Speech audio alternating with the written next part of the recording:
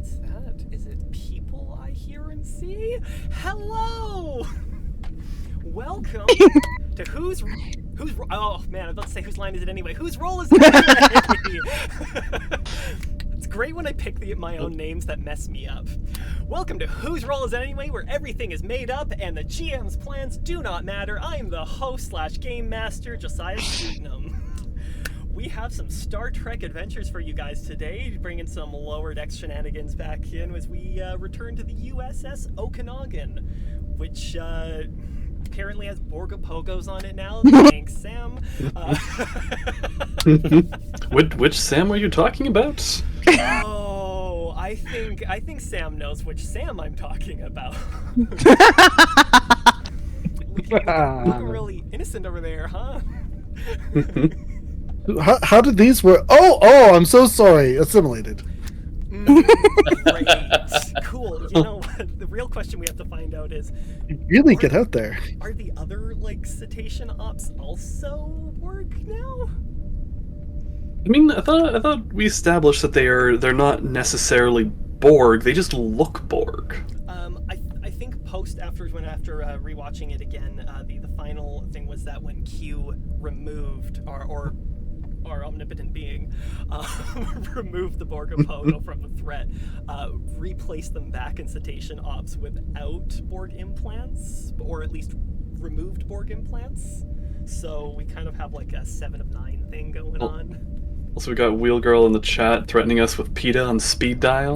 The Borga Pocos are totally safe, very happy. Yeah. Resistance is futile. Oh man, look, this is great. For anyone who tuned into the last one, we have Chef Kargs joining us here as the person who incited a lot of chaos in the last chat, and I've been so excited for this game to bring you in here and punish the hubris. The sheer hubris, yes. I feel like you're going to get punished worse for this one. That's what I live for. You know what? I probably deserve it. I've done enough things. We've all watched the games. I don't think you've done enough things. More things needed. You need... Okay, well, so, does everybody remember how the death mechanic works in this? Rude. As we're It's okay, I just have a Farpoint Cephalopod lined up as my next character, so... You cannot. I did this to Ashley. It's how you stay alive. Pro tip for anybody who plays RPGs out there: you want to stay alive long time in a game, tell your DM your next character is something they'll never want to run. They're gonna go, oh yeah, no, that's totally fine, that's okay, cool. So there's only one Hellhound next session, and you're good. Divine intervention. What? You want to play a fragment of the crystalline entity? Oh no. Oh man, It's in the lore now. Look, listen. I'm not gonna say no, but I am gonna say that how much stress can your character handle? Clearly more than you. We are Klingon! Klingon Ma! I'm so excited to have a Klingon on today's session. No, it's because I literally just, when I finished TNG, I forgot how much I loved Klingons as a kid. And just finishing TNG a couple months ago, I was like, oh, yes, come on. This is everything I remember as a kid, why I love them so much. And I've also been, the last couple of days, just binging a lot of Lower Deck. The last couple seasons of Lower Decks, just trying to catch up for today, because we're actually playing out of the newly released Lower Decks sourcebook. Oh, sourcebook. Yeah, isn't that great? Published by Modifius. Hey, sponsorship. One of my favorite parts. They are the ones who did Avatar, right? No, wait, that's a different one. Magpie. M's. All these M's. I can't get them straight. Modifius. Oh, sorry. Continue. You go for it. This one, yeah, Star Trek, and also Fallout and Conan and a few others. Dune. Conan. Dishonored. Yeah, Dishonored's really. Yeah. Oh yeah. Yeah. One of my favorite parts, my brother actually noticed this before I did, which is funny. I was just too excited about all the art in the lower decks one. But if I hold it up here, you can kind of see I've got all the reflections here. They basically created the cover for Lower Decks as the core rulebook's cover, but with the Lower Decks cast. Oh, that's great. It's like, that's so clever. It's great. There's a lot of really fun mechanics in here. If you like Star Trek as much as we do, buy all. Second Contact. There's rules for Second Contact in here. It's great. I was sharing some of the mechanics that we will be using today with some of the players before this, and it's gonna be so much fun.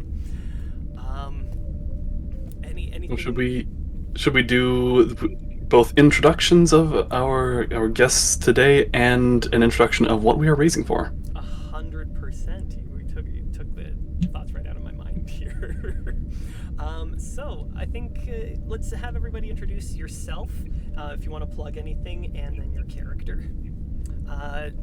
Sam, guest. Sure. Let's start with our guests. Throw you on the spot right away. Yeah, Yep. absolutely. Hi there, I'm Sam. My pronouns are he, him, and you can catch me on QuestKeep, where I earlier this year played through a lovely series of Star Trek adventures on the USS Binary. You can also catch me on Fablemances, where we are doing Stars Without Number, and we've got a huge project in the works coming up shortly. Other than that, you can find me right here playing Star Trek tonight, because I'm so excited! And I'll be playing a lieutenant, junior grade, Lieutenant Garanzini, Kraz, as his friends like to call him. He's a half Klingon who's started to go down the path of becoming an engineer with hopes of one day becoming the chief engineer of a starship. High ambitions. I'm loving the very ambitious Klingon on board. I've been saying it so much. I've been low-key kind of wanting a Klingon on board for a long time. So Just look at you. Josiah, you're so adorable. no. So adorable. Just Welcome, Kraz. Lieutenant Kraz. Lieutenant Kraz. Perfect. Welcome, Lieutenant Kraz, to the USS Okanagan. Pat. Hi, everyone. I'm Finch from Cologne Comic Con, and tonight I am playing Arbeck Dix. He's an Aurelian from an isolated colony. He's been on the first contact day from our last session, and we got into all sorts of trouble while trying to get a first contact day going. Look, Now, that felt like pretty normal everyday things going on, honestly. Yeah. Who doesn't celebrate First Contact Day without getting stranded in space in some kind of, model spaceship that's surprisingly functional, and just to come back to, whatever Borgo Pogos are? yeah. It seems every day. I'm sorry to interrupt. Josiah, are you a Chat bit is- quieter? Yeah, chat's saying you're coming across quieter right A little now. bit better now. I just adjusted my gain on my microphone here. Because Josiah being quiet is not something we will settle for. Look. Nay. I was doing some voiceover for an audition yesterday, and I had to play with my levels so much. So, also my microphone's a touch further than it normally is. I can rotate it a little bit more on mic for me. Feels a little better. Okay. If I could, here, let me touch it a little bit more. I love your face. Does that help? Is that better? Is that better? Woo! As I get closer, it starts to show just how big my forehead is. Hey, us large foreheaded people are beautiful in our own way. I didn't say it as a bad thing, The Klingon Empire, large foreheads are what it's all about. Yes. Perfect. I mean, I'm just here living my Matt Smith dreams, okay? That's what I'm going for. He's the one who just flags it for us. as we go here, hopefully I'm sounding a little bit better. Lily, do you wanna? Do I wanna? That is an open door sentence. Do I wanna? Yeah, for a lot of problems there. Hello, everyone out there. It's Lily, your lovely human from the Pentagon. Well, and just in general, running around with these wonderful people. I am playing one of my favorite characters who's I've been RPing in Star Trek for about 18 years. Emily Starr is a hybrid Vulcan Betazoid, raised on Earth, parents are dead, tragic backstory, so much fun, and she's just a funny little creature. So that's me. I'm in security. I like punching things. It's a great way to deal with emotion. And I hope someday to run an entire department of minions and just be awesome. Again, you know, the levels of Emily is I love her energy. I love her ability to just speak her mind. The combination is greatly terrifying. But hey, you know what? Maddox's nose has healed since last session. So that's good. He's not selling as much cryptocurrency now, so that's great. Thank you, Emily, for joining us. And other Sam, the lovely Vulcan Sam. Wow. I'm just getting downgraded to other Sam now. I've been stripped of my title of the one true Sam. And now I'm down to Oh my this. gosh. Yes, I am. Oh, we're good. Sorry. Just someone promoting things in chat. Sorry. I am Samuel Sweetnam with Sweetnam's Knickknacks, the channel you're currently watching this on, as well as I am known as the Tyrannical Bucket all across the internet wherever you are. I am typically always the Tyrannical Bucket. Yeah. Today I will be playing Ensign Savek, the con officer. I guess he's labeled as a flight controller that is very, very energetic and very emotional and hopeful as a Vulcan can be. A strange incident with a dark matter entity has left his mind forever scarred and the emotional blockages of Kolinar forever just a little bit worn down. I like that a lot. I just also realized that Sam number 2, that's your microphone. I thought you had like a little alien in the background or something. Oh, this right here? Yeah. It's a microphone. You can refer to me as Savek for the sake of... Savek! Clearly, that's a Class 2 probe. What is it doing on the bridge? Did you know that there are 10 types of class probes? There's 9 and then It is a small-scale model that I am working on. Whoa, Savek, I'm just saying, like, you don't have to get so excited about it. You know, I can tell how energetic you are. Excited. I was mildly irritated by the query. Oh, my apologies. I misread it, okay? Thank you All right. for bringing yourself out here and being just so excitable. And I, of course, as I introduced earlier, I am Josiah Sweetnam. I am today's game master. My pronouns are he, him. And I'm so excited to be jumping into this to see what everyone does with the plans for today. This game is one of my favorites. I own basically every published book that's not just a republication of previous rules. I really like this. I'm so excited. Do we have a moderator in the chat? There's a spam thing, and I just want to kick it, but... I can... Okay, thank you. How do I... Goodbye, spam. Okay, how do I do this? Hold up. While you're doing that, I'm going to introduce. So today, as always, we like to run these as charity fundraisers that people can donate throughout the stream to mess with the game, to give your own little spin on it. Hey, you didn't like something, change it, or you wanted just to see how everyone would handle a little bit extra chaos or craziness, but also want to make a difference in the world. You can donate today. We are raising for the raising money to help support people who have been displaced and struggling through the BC wildfires, which has been raging and causing so much havoc and problems for people throughout all over BC right now. So we'd like to help encourage people, lift spirits, and bring something that way while also bringing some entertainment. So every donation helps with that. We do also have in the links below here. You can click on the QR code, or you can scan the QR code and go to our 32 Auctions site, where we have some signed items donated by David Sobolov himself, the incredible voice actor. Most recently, he's very famous for voicing Kaido in One Piece, as well as he was Rhinox in the new Transformers movie, and just like so many other things. Like, incredible guy, and so nice. He signed a bunch of these items, so feel free to put your bids on there, and all the money raised in that will go to, again, helping support people affected by the wildfires. I will say a lot of these items they definitely have a really high resale value, so look some of them up as you're going through.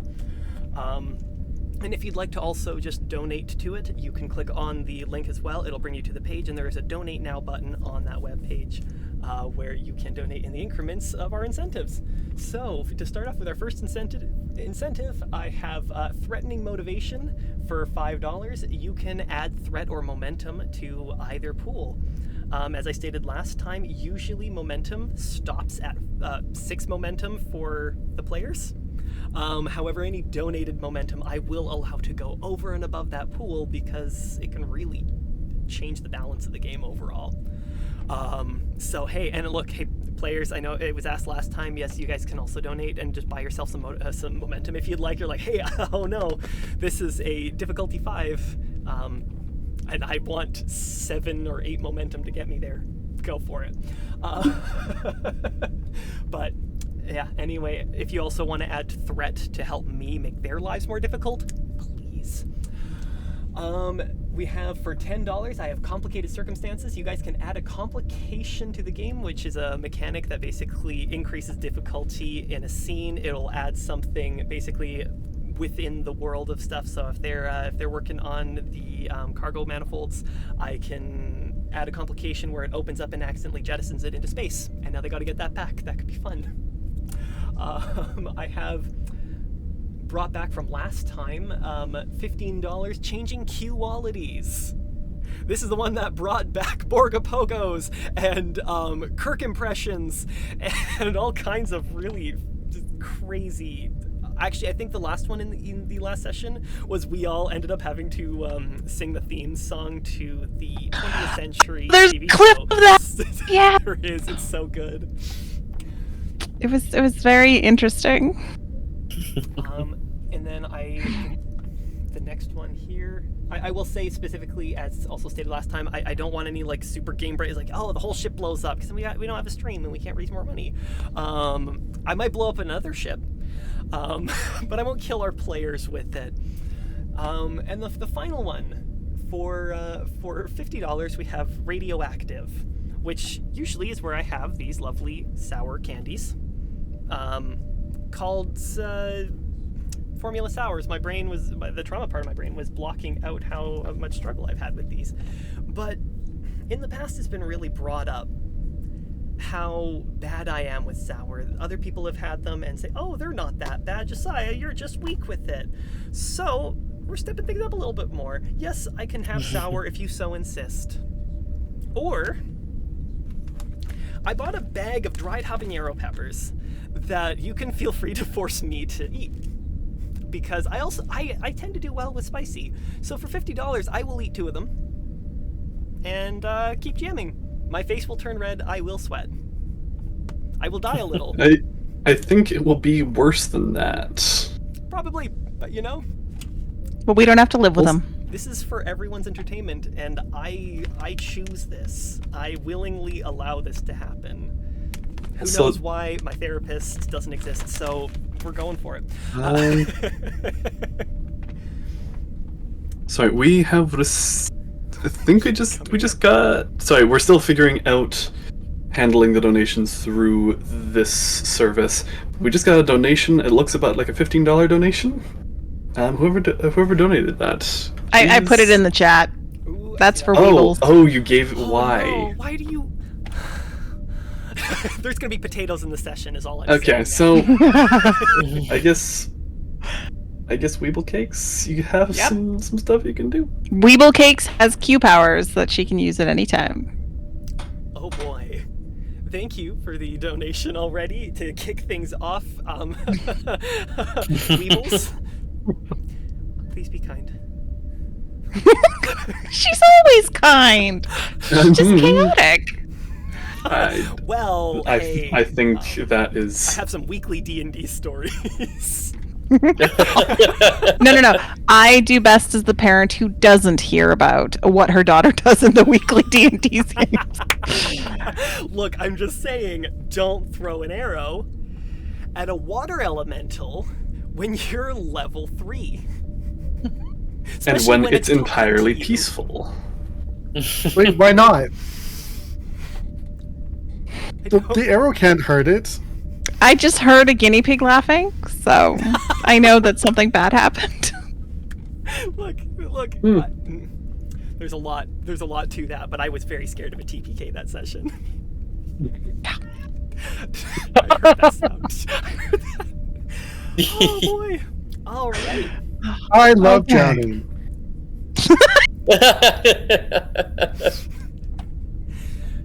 What? Slam attack? Oh man, I am so. This is. We have a dinner party to get to. Come on, I need alcohol. Anybody got Saurian brandy?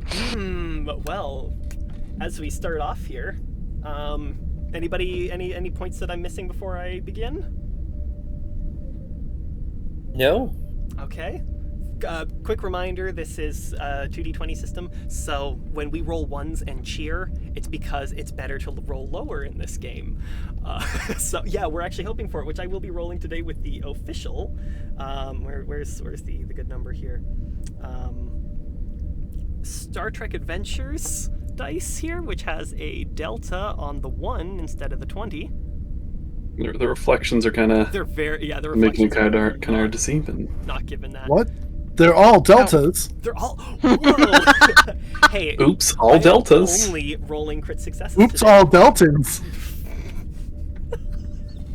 Can someone please Chaos. like make like a cereal box for me? Oops, all deltas. Okay. Oh no. That just put a Britney Spears earworm in my head. Oh, good. Hey, you know what? Sorry. Oops, I did it again, I guess. Brittany. Oops, all deltas again. Okay, We're back to the starting game. off on this kind of energy. Hey, let's get ourselves going. Let's go before Kargs never plays with us again. So. Too late, you've got me forever. Oh, no. Oh man, I can't wait. So, as we open, first new mechanic introduced by the Lower Decks campaign. We're going to start with a cold open. Super fun mechanic that we see in a lot of these shows. So I rolled one before the show that's going to start us off. You guys are all working on a space station. You guys are currently readjusting the EPS manifolds on the cargo bays or the cargo receiver base here, as you guys shift a few of the boxes around and trying to get to the bulkheads. We see our 4 crew members here opening up panels. Ooh. You there, secure everything up top. I don't want anything falling on us. That is a very vague statement. There is many things up higher. Perhaps you can reinforce the structural integrity of all of these containers. Or we could simply move them, as is our job. As Savik says as he is like walking, almost like NPC style, walking sideways, grabbing another box. You belong in a Bethesda game? Please carry those boxes with proper lifting technique. I see what's happening back there.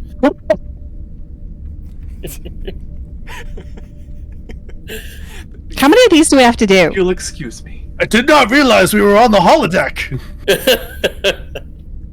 Oh, wow, Sam. That's great. Only our first officer would think of such punishment like this. It's pretty ridiculous, but I think we might be able to hit some of the settings and move our way forward through this training scenario. Oh, like Kirk did to escape the Kobayashi Maru. An excellent plan. I will follow. As you guys are kind of like setting your plans, Emily picks up a box and moves it next to the bulkhead that Lieutenant Kraz was kind of opening there. And immediately a cord zips out from the back of it and plugs into the back of the bulkhead. Ooh. Is it supposed to do that? In that moment, Cords do not have locomotion of their own. As you notice this, and it kind of like staggers you guys back a moment. You step back. The overhead speakers come on in the large echoey chamber, and you hear, "Foolish mortals, you have freed me from my cell. I will take over all your societies." Savik unplugs the cord.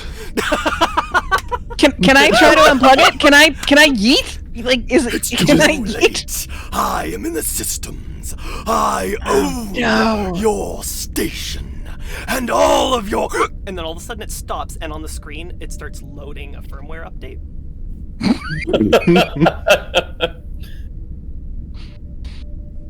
Well, now's the time to unplug it.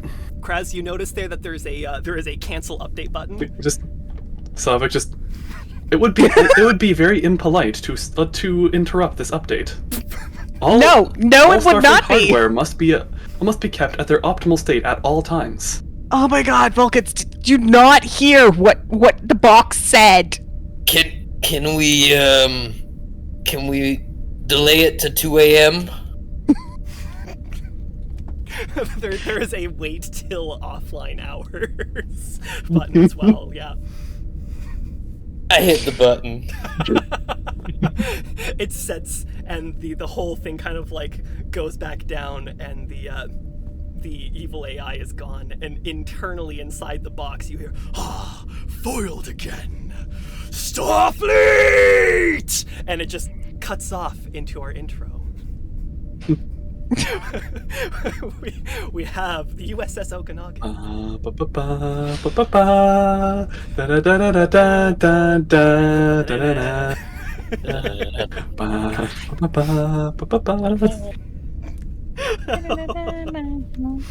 And someday I will have an actual intro made up for this, so it will actually go over the screen when we do. I know some pretty cool DJs, you know.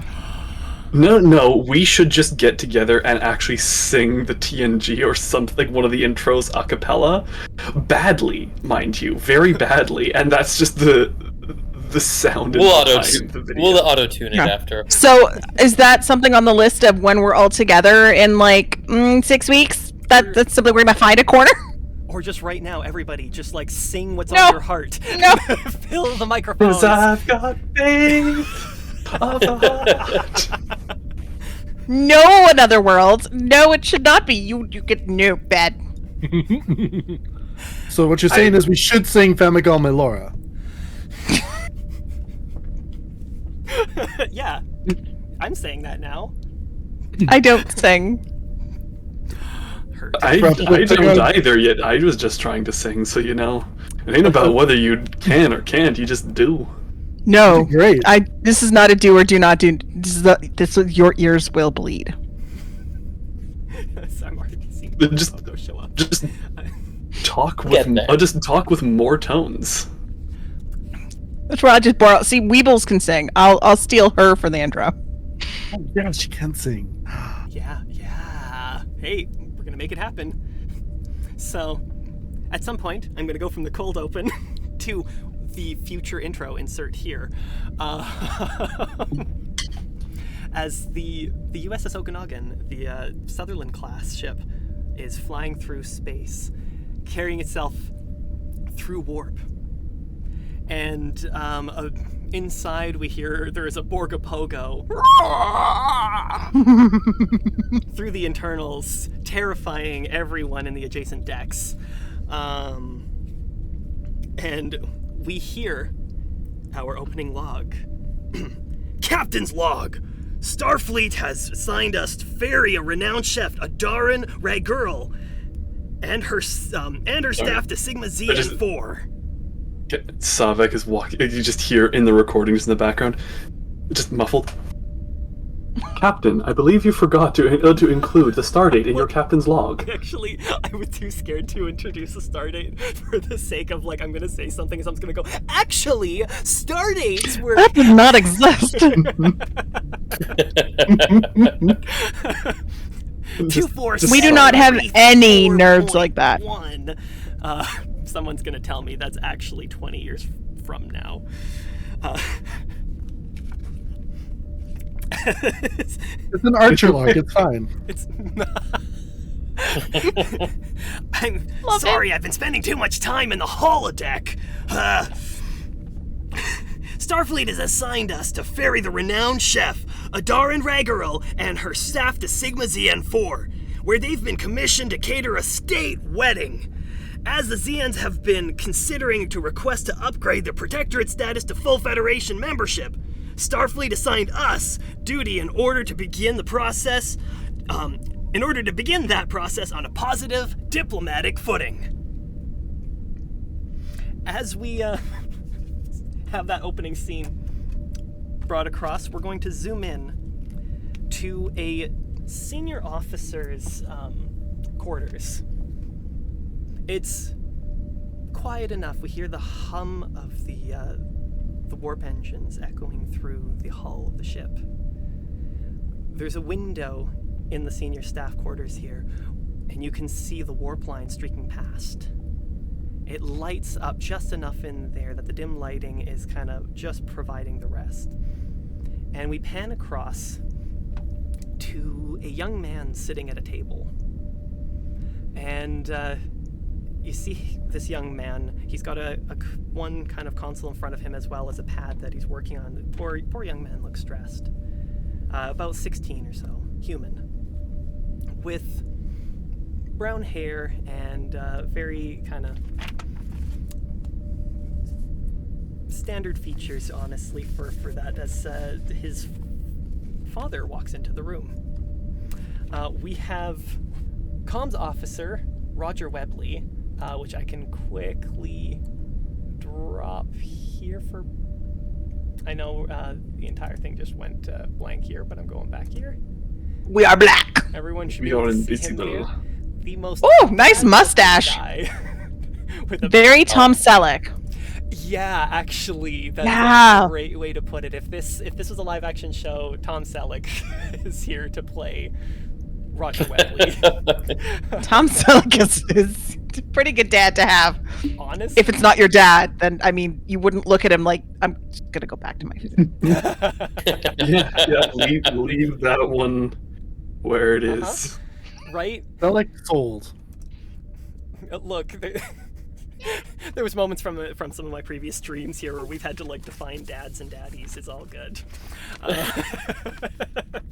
So Roger Webley is absolute dad, not daddy, with a beautiful thick mustache, and you see Officer Webley come in, and he sees his son sitting at the chair working on his homework, and he's like, "Hey son, how's it going? How was classes today?" As he drops down one of his, unloads some of his belt there, puts his tricorder on a desk in front of him, and Declan, his son, looks over. "Oh, hey dad, just working on some standard stuff. I think I'm pretty much done for the night.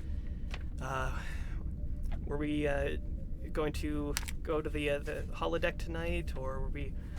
And Roger turns, "No, unfortunately, we're receiving a chef, a famous world chef coming in here.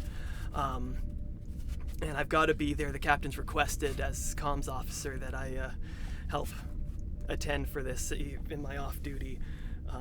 And we see Declan kind of like perk up. Wait, Chef Ragurl is coming today?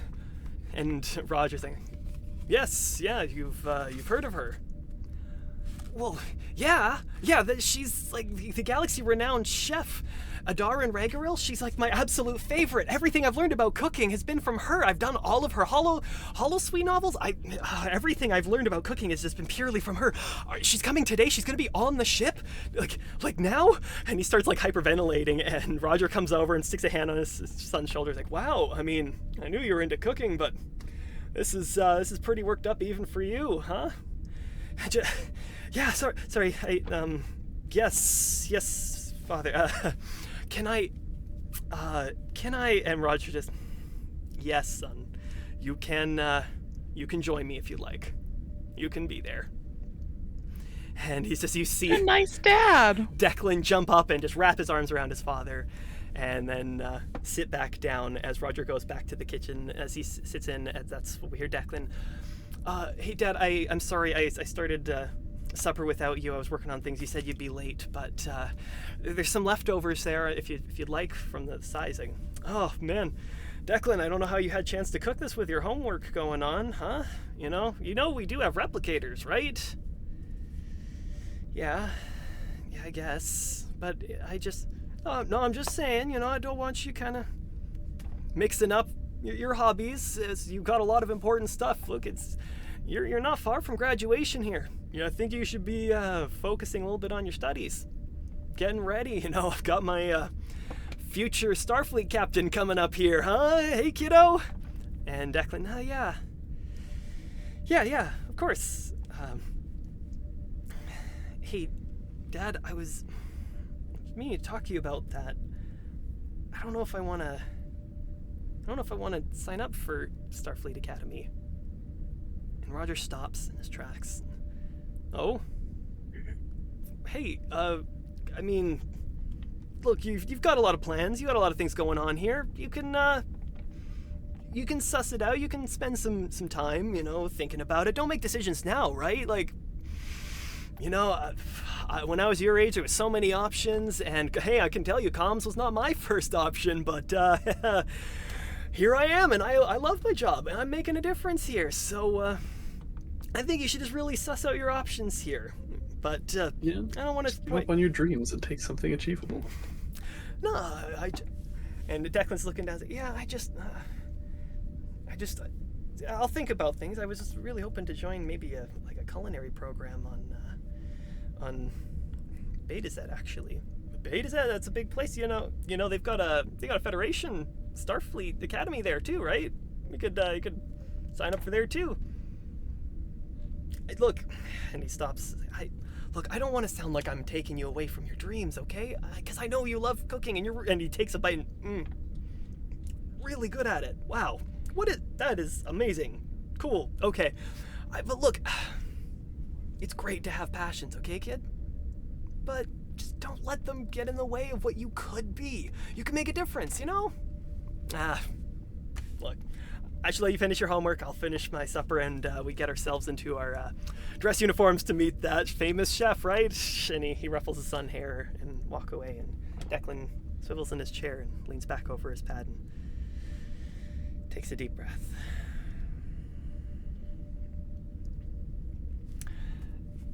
We cut quickly to engineering, where we have all four of our lower deckers working on my next mechanic that I love pulling from this book that I think is such a great little thing here. We have menial tasks for junior officers.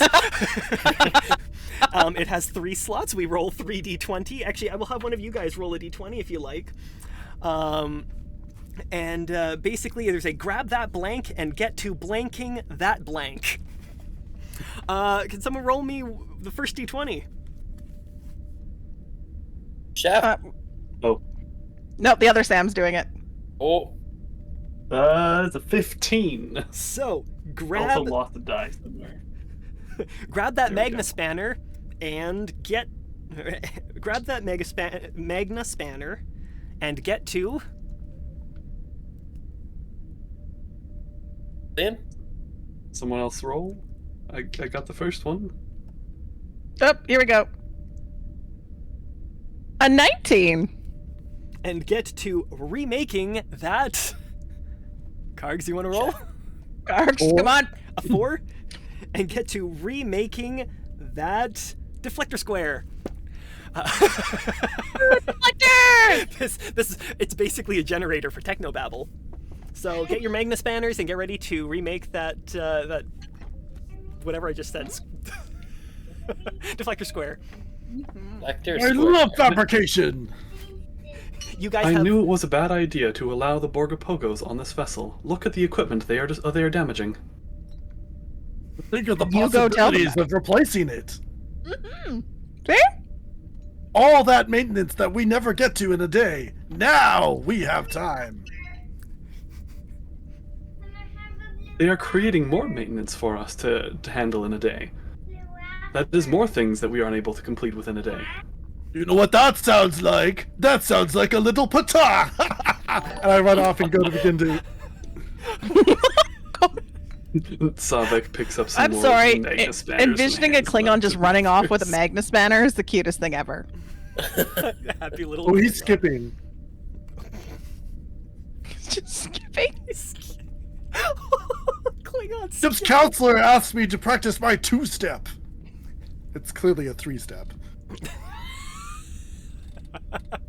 I mean, so for reference from the last session, the ship counselor is a Denobulan named Zeft. He absolutely would recommend this. Yes, I do believe that it would be very good for your physical to engage in more joyous movement.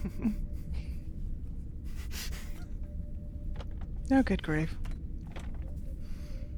I'm following the Klingon, obviously. Come on, there's 4 corners and 4 of us. Ha ha! You guys have parts kind of like all set out here as you're having to disassemble to reassemble parts with it. You were given some new things and parts to replace in the deflector square to take out some of the old burnt out parts and EPS manifolds. I'm going to have probably our engineer roll, and if someone wants to add an extra D20 assist roll with it on an engineering control. Yeah. Difficulty 1. Are you only able to add one more d20, or can everyone add more? We're all assisting, right? I believe the ruling is that one person may assist. Oh, yeah. Oh, okay. But you know, Technically, Savek would be the next most qualified. Go on, long ears. so both Sams. Dear Lord. That feels like a slur. I have long ears too. Hello. It's just an observation. Sorry, I just... An agreeable observation. Anyway. Don't you just love maintenance? Oh, and I really love maintenance. I am a maintenance specialist, so I will decrease this to a 0. So we're going to get pure momentum here. Yes! Ooh, wow. So we started with 1 momentum on this scene. If you'd like to, I guess that'll be 2d20 from Kraz, as well as 1d20 from Savek. Rolling on your guys' own difficulties. Or stat combinations. That So I is guess I true need- successes here. I guess I grabbed the die that's good for D&D, because that's a natural 20. So this is no. that's a great way to start off here. Our first roll. What did Kraz roll? I got 2 successes, a 3 and a 4. Perfect. Oh, and are either of those within your crit range for having a focus on maintenance? They are both on my crit range. Amazing. So that's actually 4 successes. So you have just immediately gone from 1 momentum to 5 momentum. As I move those over here, we do have a complication, but don't forget there is a momentum spend. If you guys like that, I just look up the how much momentum it costs that you can use to negate a complication if a complication was generated by this, or you can leave a complication to happen. What's fun about preventing complications? Does the Magnus spanner explode in my hand? Oh my goodness. That's just not funny. And don't give your brother ideas. Oh, I have an idea. I'm just giving you guys an opportunity to spend 2 momentum to negate it. That's a no. That's fantastic. So very diligently, Kraz has like pulled out a couple of the EPS manifolds out of the using his Magnus spanner to check within some of the diagnostic pieces, and we see Savek go on behind to then replace one of the new parts, one of the burnt out EPS manifolds, and sticks in a already burnt out one in his distraction because he saw a very fancy someone walk by with an upgraded tricorder, and it drew Savek's attention. Like, wow, that's a nice tricorder. Like, how do I get one of those tricorders? And you put in a burnt out EPS manifold. And I don't notice that I've done this? No. For future, if we end up having to use the deflector dish, Oh no! that will increase all deflector scans by 1 difficulty. This is one of those moments where like the scene would pan left after like noticing the thing and just kind of. And So. as you do that, we see one of the other like junior officers come along and just collect up all the burnt up out ones and throws out the perfectly good one that Savek ignored. And you guys close it all up again, and starting to realize it's around time of the arrival of galaxy-renowned chef Adarin Ragaril. And you guys were actually summoned before by First Officer Maddox to be part of the greeting party. And you guys probably have about 20 minutes to get there. Could I argue that maybe we have 40 minutes to get there, since being a specialist, we can get things done in half the time? Absolutely. Well, in lower decks, there is such thing as buffer time, so it's 20 minutes, but you guys slated yourself for 40 minutes, so you guys got some extra buffer time before you have to be there. You know what we have time for? We could swing by the holodeck, get in one last game of velocity before we have to go. If you are going to recommend doing more maintenance... I've had my fill for today. That is very good. The life of a Klingon warrior in Starfleet is a difficult one. Play game, possibly be late. But really, who's gonna notice if we're late? I will set a timer to make sure we are promptly on time. You're so fun. You're welcome, though that is an uncommon sentiment I hear towards me. I'm not surprised. So, you guys want to go to the holodeck first? Spend our buffer time in the holodeck? Yeah. As it turns out, I'm going to assume Kraz is a very forethinking in this and knew that he would be able to finish this pretty quickly and had the buffer time. So he actually booked out some holodeck time for you guys before you had to remake the deflector squares. I also found time to finish our team uniforms. Can you describe them, please? Yes. Yeah. Do you remember what Julian Bashir was wearing playing what was it, Spring Ball in DS9? That Yes. like these white onesies with like blue piping, somehow metallic, like incredible, perfectly tailored to each of you. Rock that. Yep, let's do it. Amazing. It is important to wear proper attire for any engagement, and such as this. 100%. I forgot. So you guys make it to the Hollow Suites and your uniforms are handed out. How do each of the rest of you feel about these uniforms as you're handed? Keep in mind, you guys are friends with Kraz and he's a Klingon. Savek fully believes these are the proper uniforms for this sport.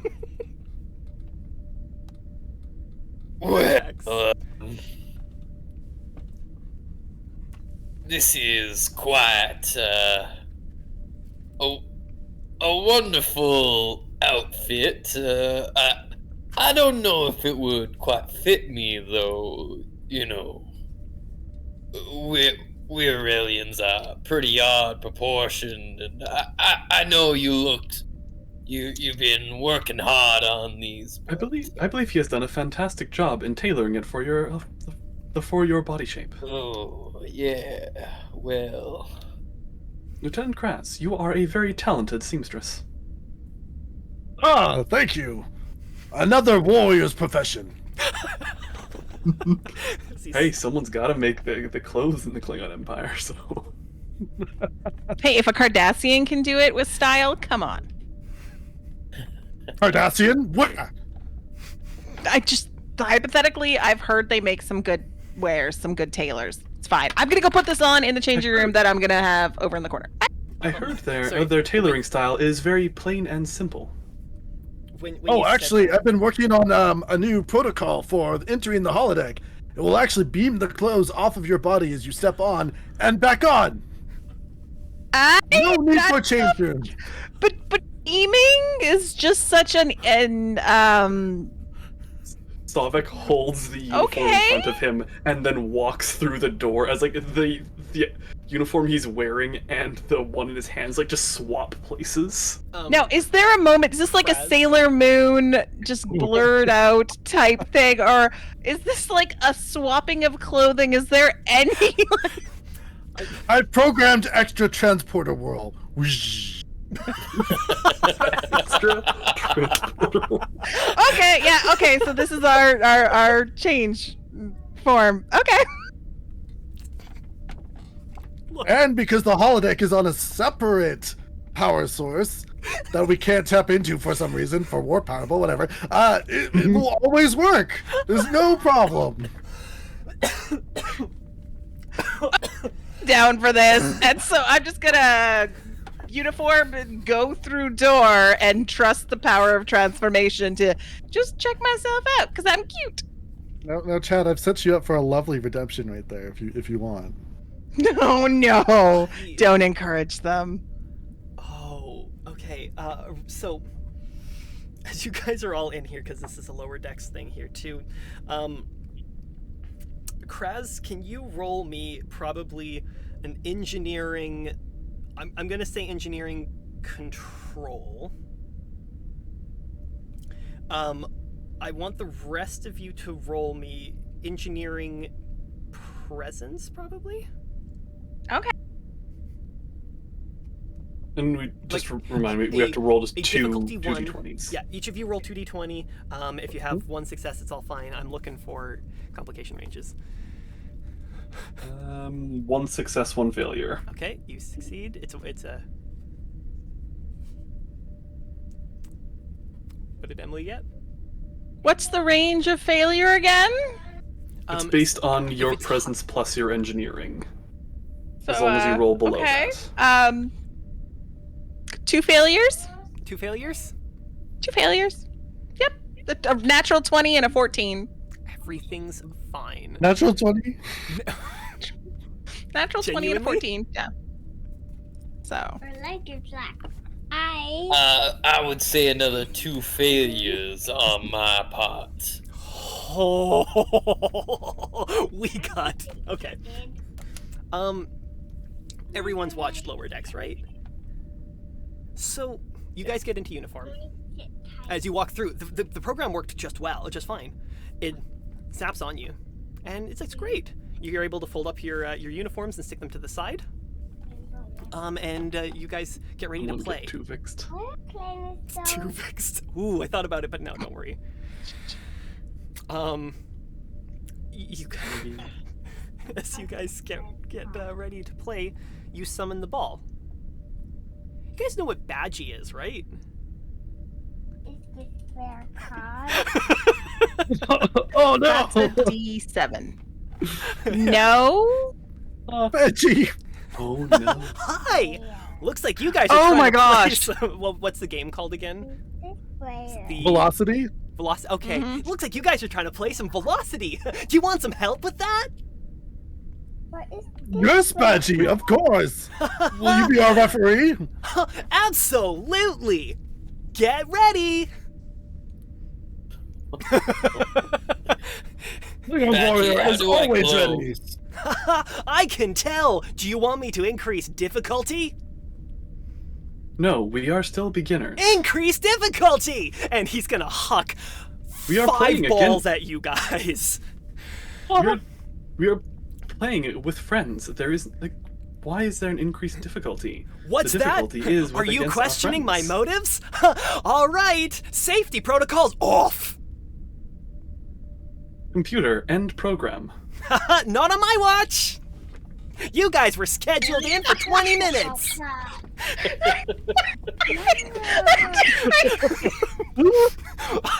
I want all of you now to Okay, roll. so are we ducking? Are we dodging? Which way are we going? Like, I there's want- balls flying. I want Can't all run of you from guys battle. to roll security fitness to not get pummeled by these. Okay. Hey, Gwen, can you help me drop some dice?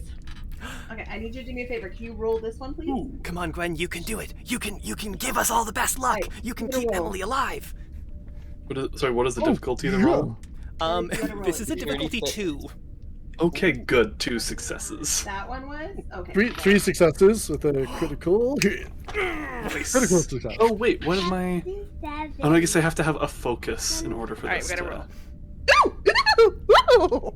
Okay. I like that. Wait, so evasive action that only takes place with starships, right? If you're flying, yeah, as a con officer. So Emily, what did you roll? An 8. Okay. You get 2d20 for it. To do, what is your second roll?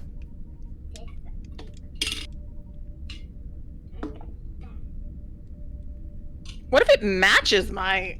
You said fitness and security, right? Yeah, I assume meets it beats it, just like D&D. yeah. 15. Yeah, Okay, so which so is what it is. 2 successes for you. Arbeck. Woohoo! High five.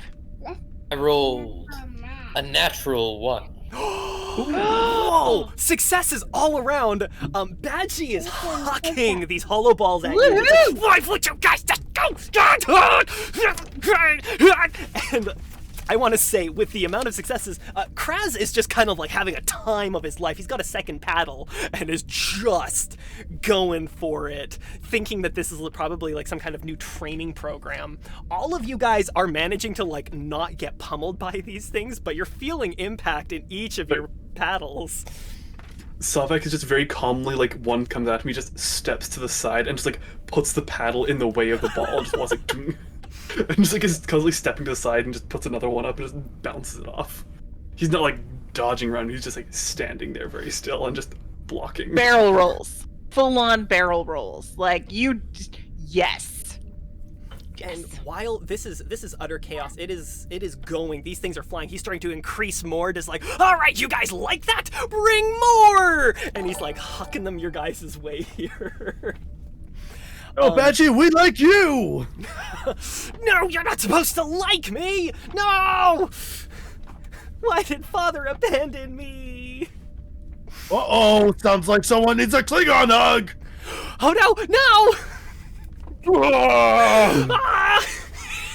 And Kress wraps his arms around Badgie. No, stop this! Stop this! You turned the safeties off! Ah! And he struggles for a little bit, and then just kind of like, oh, this is kind of nice. This is, oh. And all the balls stop flying around as he gets the fatherly love he's always been looking for. Have I found the reason you little warrior. Little warrior? Oh, wow, no one's ever called me that before.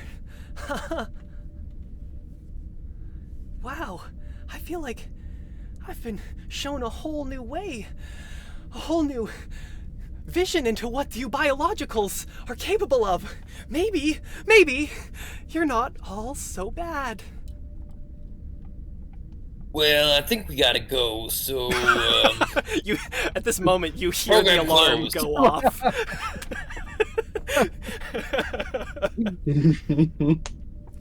Okay. Don't worry. Timing. If you promise Don't worry, to little come warrior. back. We'll get you out of here someday. Oh, I sure hope so. Wait, are you gonna find a way to make me physical so I can walk off of the holodeck? I don't know. Has the Pathfinder program been invented yet? I sure hope so. Oh, I'm so lonely in here. Will you come and Is visit? Crest just a time traveler?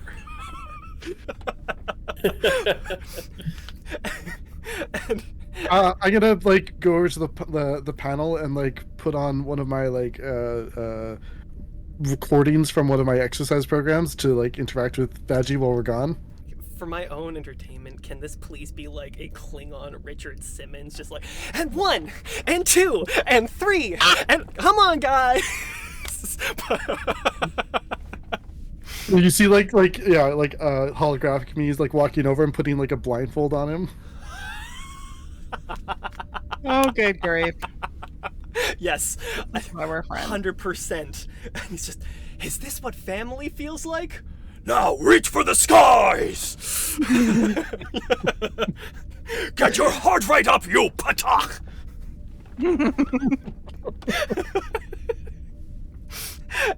And as you guys walk out, as you just hear like, I really, really hope that they don't Moriarty me.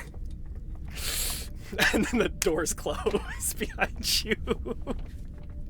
Ah, Moriarty. The uniforms back on. Are they back on? Yeah, you walk out, and the uniforms are back. The programs has worked. It's great. Everything. I like that.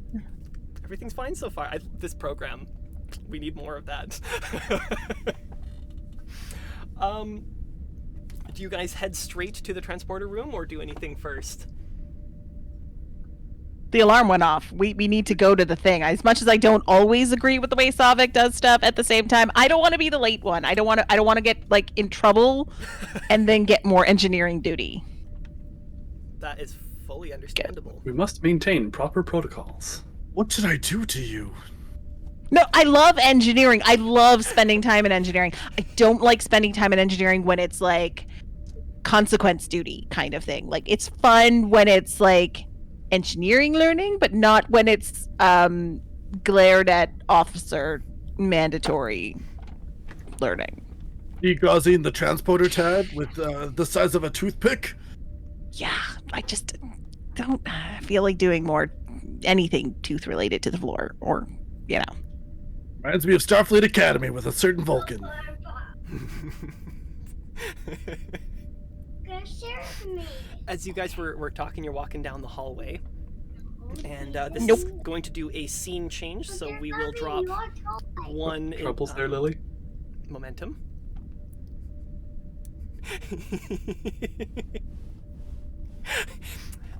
So we are down to 4 momentum now. You guys walk your way to the transporter room, and you see Captain Girk Blogrock, who is standing there looking quite nervous. You know, actually, there's a little bit of sweat beading across his forehead. The room is a little bit. It's not too crowded because they usually have a couple complement that way. So we have one person, one other officer standing behind operating the transporter pad. Standing front and foremost is Girk Blogrock, the captain of the ship. A Tellarite captain, as we had brought up last time, who completely messed up everything for everyone and launched the Phoenix model out of the shuttle bay. So that's fun. And standing beside him is the first officer. We have Lincoln Maddox, who is a tall, very handsome man, sharp features, red hair, and just a little bit of scruff coming on. Again, as I've described him in the past, if you're thinking of the kind of personality, he's the guy that, if he existed now, is totally selling some kind of pyramid scheme. And then we have comms officer Roger Webley and his son Declan standing beside him, his 16-year-old son. And we have our 4 officers that enter in, and as you guys enter in there. You're the last ones to arrive, and everyone kind of turns except for the captain, who is just nervous.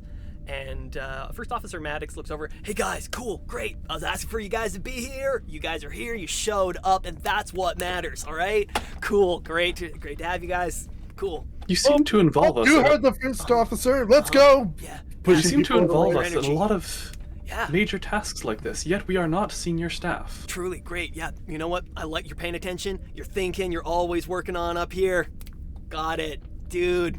Great, man. Okay, so we're gonna be working on these things. We're gonna have the chef show up here pretty much any moment here, and I need you guys just looking super pro, right? Just like profesh, right? All right, cool, great. And he turns around, like turns his back to you, and hands behind his back, looking professional. Slavik turns to the others like,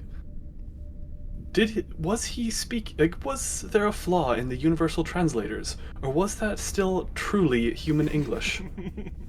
Nope, that's human English, but that's special English classified on Earth just for those kinds of people. That man. I believe he was saying we should be in the front, right next to the captain. That would not be proper protocol. I Guys, don't go think back we should- and push Our my standing should aside. be relative to our rank.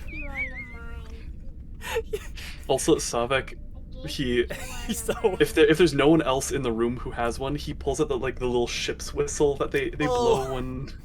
100%. Even Yeah. more reason for you to be in the front. So if our lovely little Klingon is going to be running to the front, I'm just following him because I want to be in line when this stuff happens. I just want to for a front row seat. I mean, Savek is taking whatever would be the proper Starfleet protocol standing for an ensign, which I'm assuming is off to the side. Yeah, it actually is pretty much. yeah, that makes sense. Savek is being following protocol, I guess, but the Kraz and Emily push to the front, and just Maddox, whoa, okay, cool guys, watch the uniform, right? We're being careful, okay, all right. And he just goes back and he even pulls out a mirror out of his pocket and just kind of cool, yeah. I can't remember if we Just established as what he's Maddox doing that. looks like, but I'm like Keanu Reeves type vibes kind of thing going on. Hold up, let me quickly. I know we're gonna lose that moment again. First Officer Lincoln Maddox is popping up on screen now. Oh, I forgot he was a ginger. yeah, he's a total ginger. Absolute, full of himself kind of guy. Why aren't you sleeping? Because I don't want to. Honestly, Gwen, I get that. That's me all the I time. found a bag bun. this girl's living. Mommy, I found a bag bun. Wow, it's beautiful. Bag. So as you guys are kind of standing patiently, the captain just kind of leans over. Who's standing closest to the captain at this point? I tried to get Sobek there, but Savik, do you? You know what they say. Savek would stand to the side. Dress for the job that you want, not the job that you have. So I think the good doctor here would be standing right beside the captain. Okay. Good boy.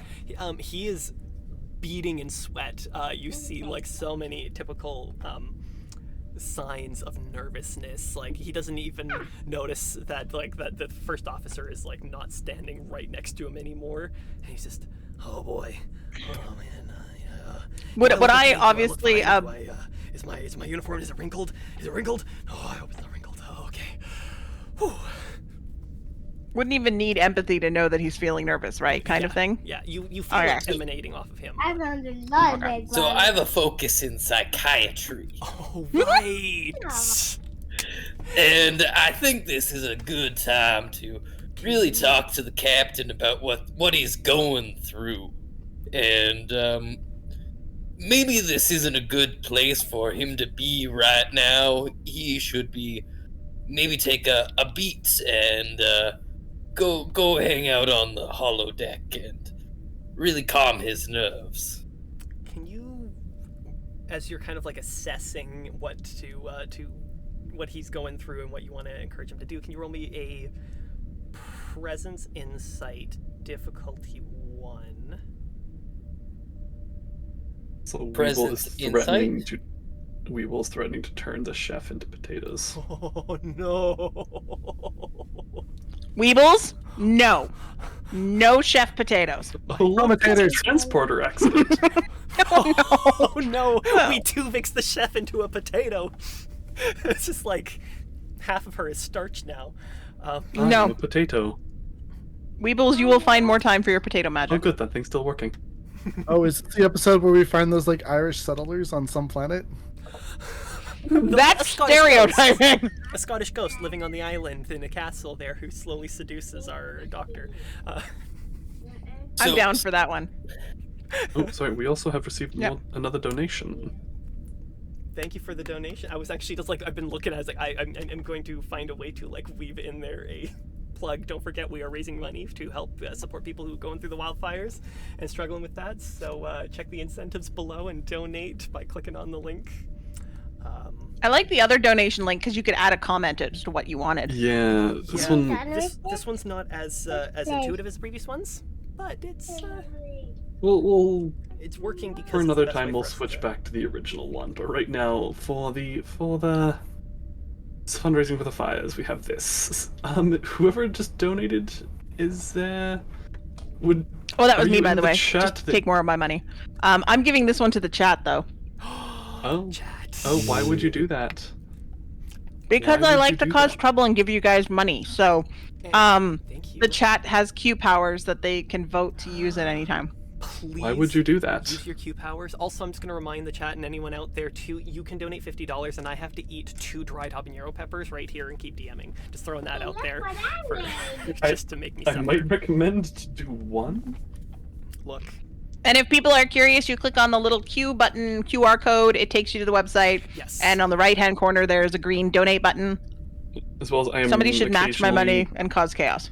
I'm occasionally throwing the donation link and incentives into chat. Mm-hmm. So So our insight check from the doctor, would you roll? Was that a insight medicine or just an insight? Did you say? I was doing presence insight. Oh, Or sorry, not presence. Sorry, it was insight. Oh, what did I say? What did I say? you said presence insight. I did, and didn't I was I? very I confused. totally messed that up. Because I probably meant you know what? Yeah, let's do medicine insight because that makes more sense, right?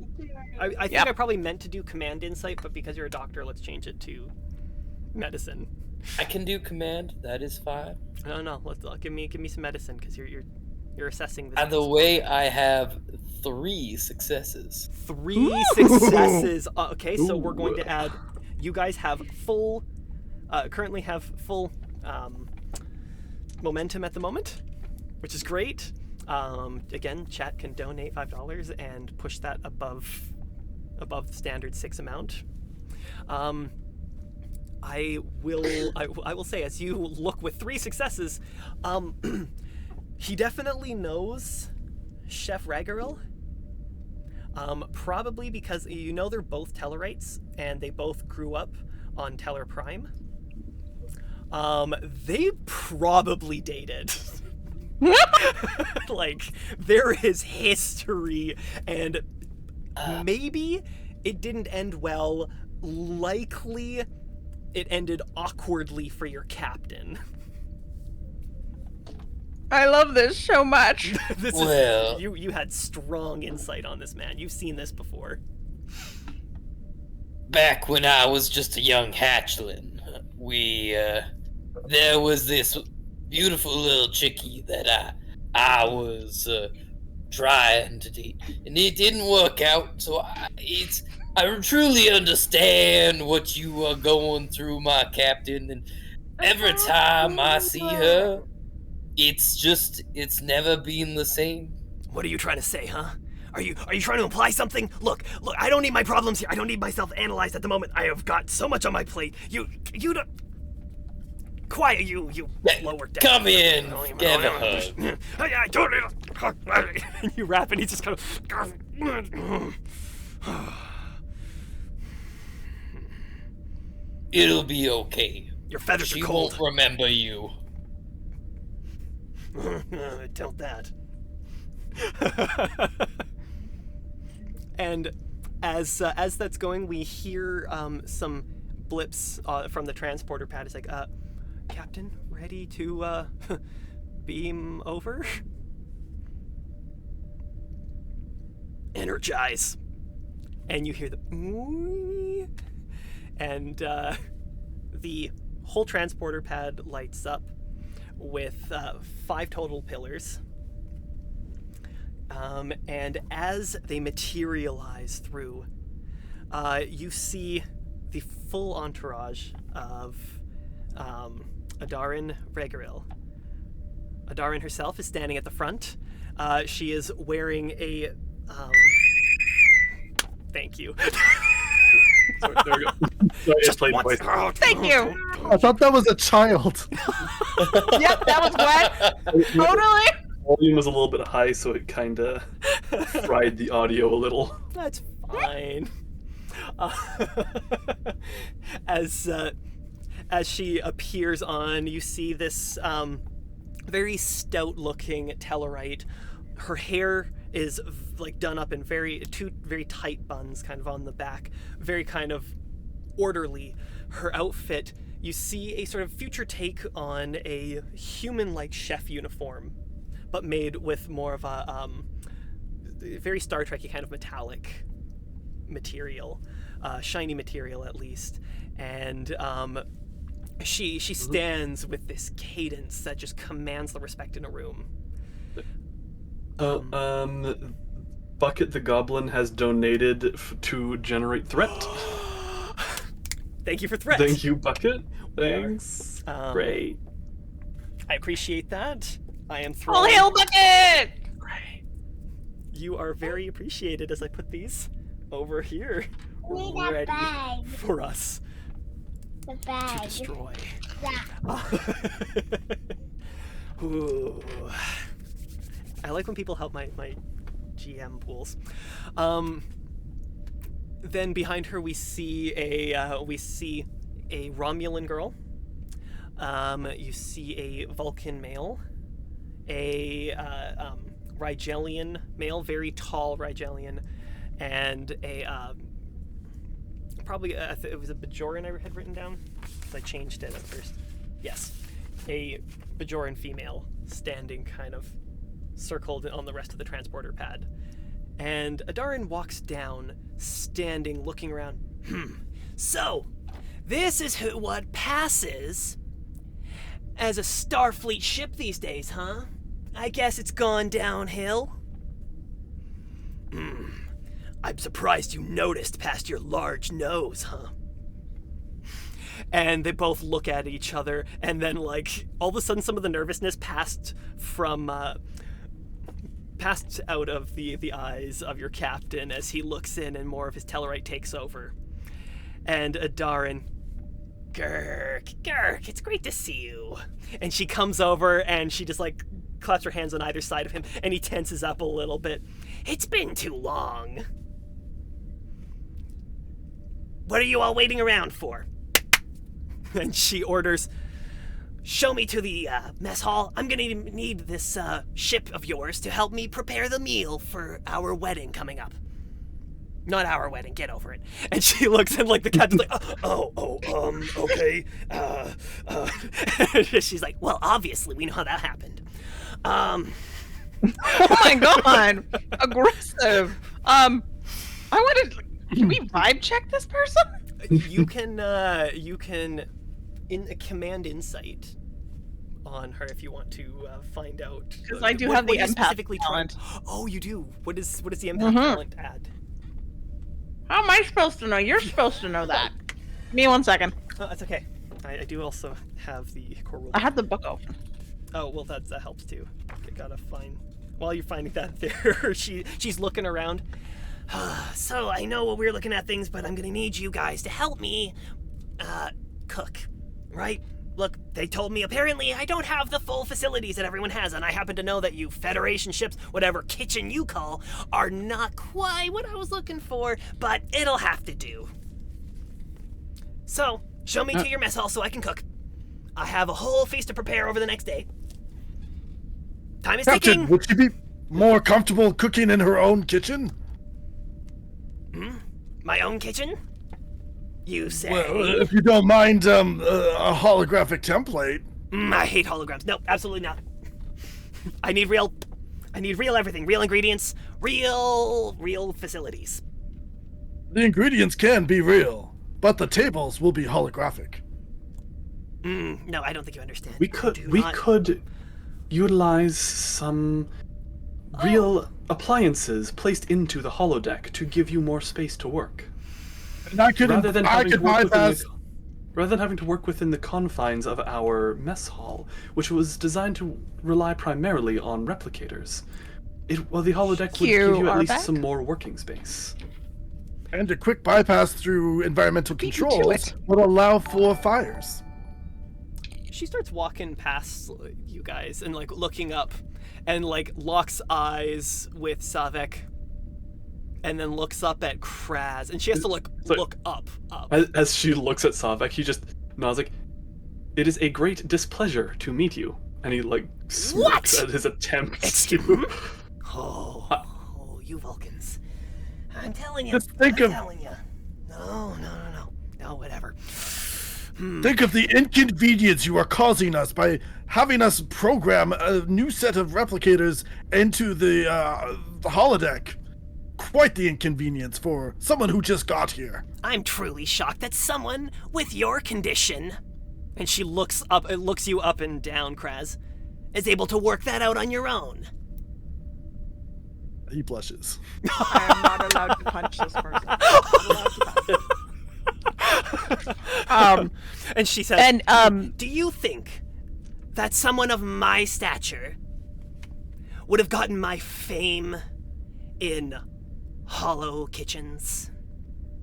No, I have standards, and I expect the absolute best. I believe it's not actually even just my reputation on the line here. It is also Starfleet's, which last time I checked is you. So I expect respect while I'm here, and the absolute prime facilities given to me. Are we understood? Show me to your mess hall. Just an out of character question. This is a diplomatic vessel. Would we not have an actual proper kitchen? You do actually have probably a bigger mess hall because as we stated before, the Okanagan is not just a diplomatic but a colony transport ship.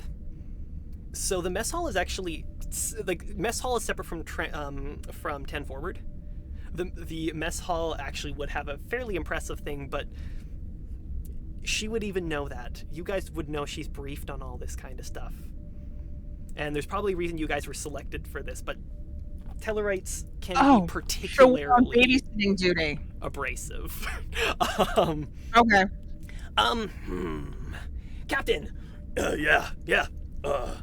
And first officer, I suppose, too. You would know this as you manage the crew, I guess. That's your job. Yeah, totally. Hey, this girl gets it. I hate you already. We all do. Okay, maybe I don't hate them so much. I mean... And she looks up. Is there anyone here that you would assist, you would be able to assign to assist me as your, I am told you only have replicators on board? Yeah, that's last time I checked. Replicators, they're pretty nice. They're cool stuff. Yeah, shut up. So, I would like you to assign me someone who has experience in adjusting the finest adjustments on a replicator. And adjusting the finest adjustments? Look, are you gonna try to break down my own condition here? You're gonna try to attack me with, what? Mix? Your pointy ears? Huh? Big black eyes? Right, okay. This is like... What? Okay, so I've dealt curious. with betazoids before. Look, you're not passing it past me. Savek just looking at this, just looks straight at her and says, "You are short." I just dropped my popcorn. Huh. Okay. She just stares up at you. Why is He it just so... stares back. Just locking eyes. Okay, we get She's the trying to, like, taller, size small you up thing, but here, trying to like catch your intentions, and she just like really doesn't know. Is that it? Is that all? Wow. Okay. And Maddox is just gonna go, hey, you know what? I can tell you something. My man here, and he puts his hand on Kraz's shoulder. Best guy on the ship with replicators. Like, I am a con officer. I know the basics of engineering and can perform maintenance, but replication is not my field of specialty. He put his hand on Kraz. Oh, on Kraz. On Kraz. But like as you That'd say be that, so funny. he looks over and goes like, yeah, that's right. This guy too. He's been pretty good with like engineering stuff. I see. Wicked pilot, telling you right now, man. Right now. You guys. what is the these two rest guys of are, the like, people coming super over? helpful. Sorry. Yeah. They beamed over with a bunch of other human, like the what is the other Vulcan and the others doing? Are they just watching? They're all quiet and standing behind, just kind of like holding the stuff and like looking between each other nervously, and like. Are they like porters? You know that she comes over with like an entourage of like her own like team of chefs. Oh, so they're it's a Vulcan cook. Is he They're cute? all cooks. So that's a Ooh, Vulcan cute. yeah, like this is All Vulcans are cute. like. Ooh. As we're kind of going, he's like Ethan Peck Spock cute. So not Oh. like Zachary Quinto hot. No. Oh my god. But like Ethan Peck. Have you seen Ethan? Like, oh no, I'm saying like he's like really up there, but he's not like he's like, oh wow, I just love him, you know. So absolutely, this is very. He's quite good looking. He's so cute. He's the ex. Oh, I love you so much. All right. I'm gonna back away from the creepy Tellarite and just sidle up to the cute little Vulcan and be like, I got you, just stick with me.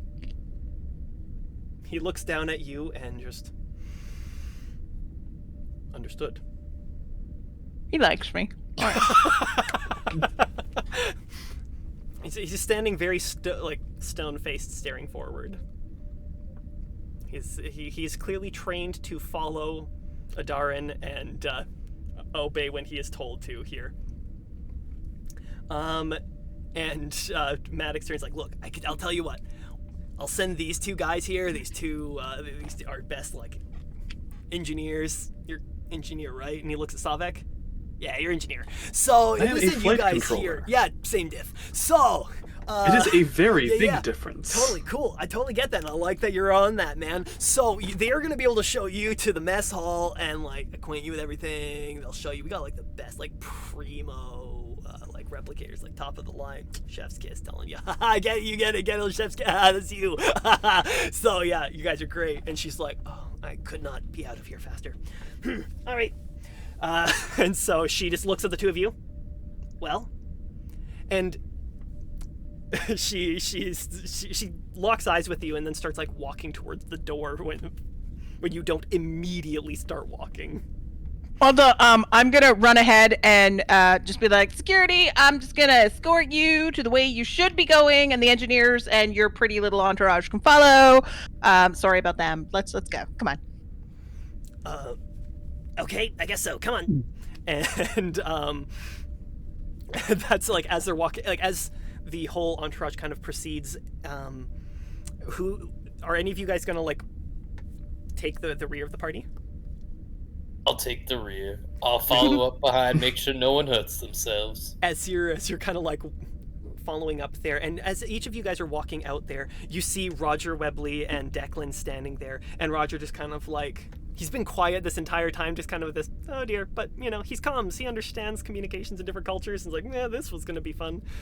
And Declan has just been like, not sure whether to watch Adarin, and he just looks down, and he's like, clearly starstruck, and just kind of like, oh, okay.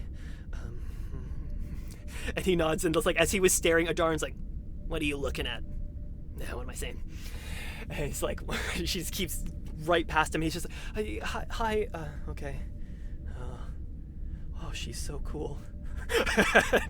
As they go out, Roger's gonna catch Arbeck. As he says that, then Savek is like walking past him as well. She's actually kind of mean, and keeps walking. Like Declan looks at you and just oh, and Roger just yeah, I guess so. Yeah, it's Tellarites for you. And Roger's gonna grab Arbeck as you're kind of like just passing by, and goes like, "Hey man, look, can I ask you a favor? My son here is a big fan of Adarin here. And it might mean a little bit if you wouldn't mind, just because I got to go off, and it turns out I've been handed out some more work. I thought I was off duty, but I've got some more translations to make and some adjustments in the communications center. Would you mind taking Declan with you?" You understand that I'm not a babysitter, right? You are ship counselor, though, right? He was a nurse. Oh, I mean, yeah, I guess you are a nurse, like, but you are like medicine, and you have a background in counseling. You could look. It would just mean so much if you're already going off that way. I know you have your own duties here, and he leans in a little bit closer. Listen, Declan's kind of going through some things in his life right now where he's considering different paths, and I don't think he really understands like all the power that it means to be a Starfleet officer, you know? I was hoping that maybe, you know, he'd be very eager to follow you and like watch what Adarin does, but maybe if you wouldn't mind just like showing him the ropes of some of your duties. You know, he shadows me a lot, but maybe he could shadow you, kind of see what it's like, and ask some of your friends here. Pardon? Was that you pulling rank? The power of an officer? I didn't say that. No, I'm just asking you as a friend and as a dad myself, and I know you understand as your position. You would understand what it means to bring up the next generation in this way. And sorry, my own puns. And it's like, maybe after you kind of settle yourself in and you go off to your duties, and maybe Declan could just follow you, and then maybe just have some of your friends show him what it's like on their duties. Yeah, okay, I'll take him. Okay, that would mean so much. Hey, Declan! Declan, did you hear that? What? Look, our good medical officer here has agreed to let you tag along with the group under his watch and some of his friends' watch here in supervision, so you gotta listen to them. And you can possibly go in and meet and watch Adarin Ragaril, the legend herself, cook a little bit here, huh? How does that sound, huh? And then Declan looks up. Really? Lieutenant, is he telling the truth? Yeah, of course. Thank you, Lieutenant. I really appreciate that. Now? Yes, of course, right now. We're actually falling behind. You better scoop. Okay, should I? Yeah, okay. And he, like, just kind of, like, tidies himself up. Okay, and he's like, lead the way. Come on, move, boy! And he follows you. You guys are all kind of, like, bringing the procession down. We enter into the mess hall. And, as the camera pans through, the mess hall actually has a beautiful view outside. Again, we see the warp trail streaking by now, as after the pickup, you guys are on your way to Sigma Xen 4 for the wedding. And immediately as the door opens, we see Adarin walk in. Oh man, it's even worse than I thought. They showed me pictures, but man, that couldn't have done it justice. All right. Our mess hall is more comprehensive than most Starfleet vessels. Wow. Seeing as we are a diplomatic transport. Somehow that doesn't surprise me. All right, team, get moving. I want you guys setting up. I want you guys looking and getting everything put into place. I want all this. Look, you all know what I need. Which one of yous was good with replicators? Huh? Xavik points at Krez. The Klingon, huh? And she just stares at you for a few seconds. And they let you around this machinery? Those big hands of yours? Yes, Jeff. Respect. That's what I need. All right, I'm gonna need you to make even the finest adjustments. Are you capable of that? A Klingon warrior is always up to the task. Correct answer is yes, chef. All right. She's like, gotcha, I'm not putting any knives in your hands. All right. Yo!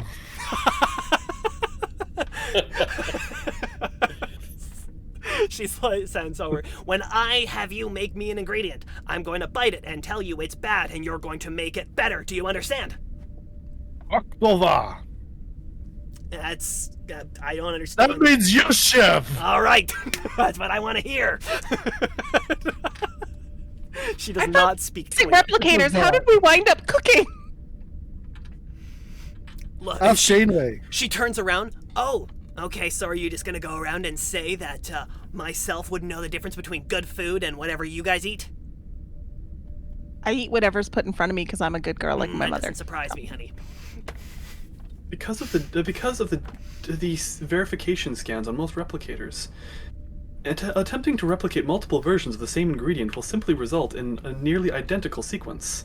That's what I want. However, Starfleet does have many different scans of the similar food items over and over again. Did I ask for school?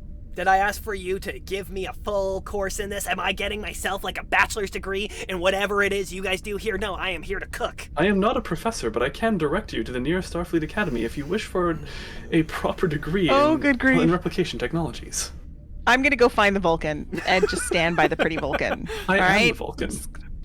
You're not the pretty Vulcan though. I'm gonna go stand next to the pretty Vulcan and just kind of. The pretty Vulcan is over there and he is like unpacking some of the tools, and like you guys have a bunch of things already laid out for her. He is packing out all of like clearly custom made knives, utensils, all kinds of things, and just like laying them out, and seems to be a very particular order that doesn't make a huge amount of sense to you, but you assume with the way Adarin is, this is what she needs, this is what she is asking for. As you like touch anything, he puts his hand on your hand and grabs it, and like just pulls the tool out and he places it down into a different spot.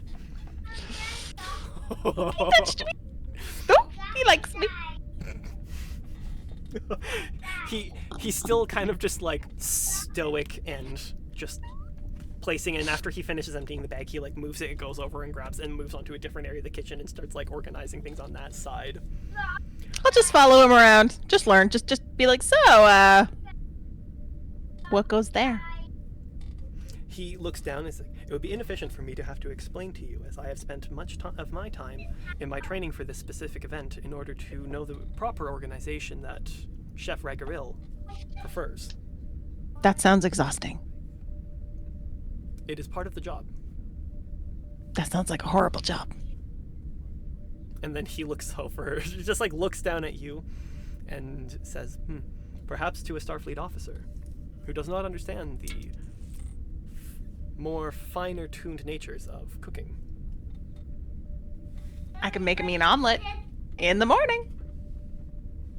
I do not understand how the temperament of an omelet would necessarily change, as it is an inanimate object. Got it. Just gonna help you unpack some things and then educate you about omelets someday. It's just he's visibly confused by any of the intentions of like, have you created sentient omelets? Yes, I have. The chat is chanting trauma tots. Trauma tots. Why? What? It's all Wheel Girl and Weeble Cakes' fault. It's all their fault. I love that the lady, Is this- Queen Sunbeam's going full Oksana Troy. Thank you. It's true. This is hitting a new stage of development for a. Sorry, I lost one of my. There it is. I lost one of the momentum counters. There we are. It would be an honor to be anything like Loxana. Just be like, really? I know what you're thinking. But as you're flirting with our our Vulcan chef, we have the doctor, our good medical officer, taking up the rear and coming in, and Declan just walks in and he sees all the busyness going around and he's just like, wide-eyed and just super excited. Just, and then he locks his eyes on Adarin and just, she's right there. Like, she's actually real. She's not a hologram this time. Now, I'm assuming we know this kid, right? Yeah, you guys have seen Declan around.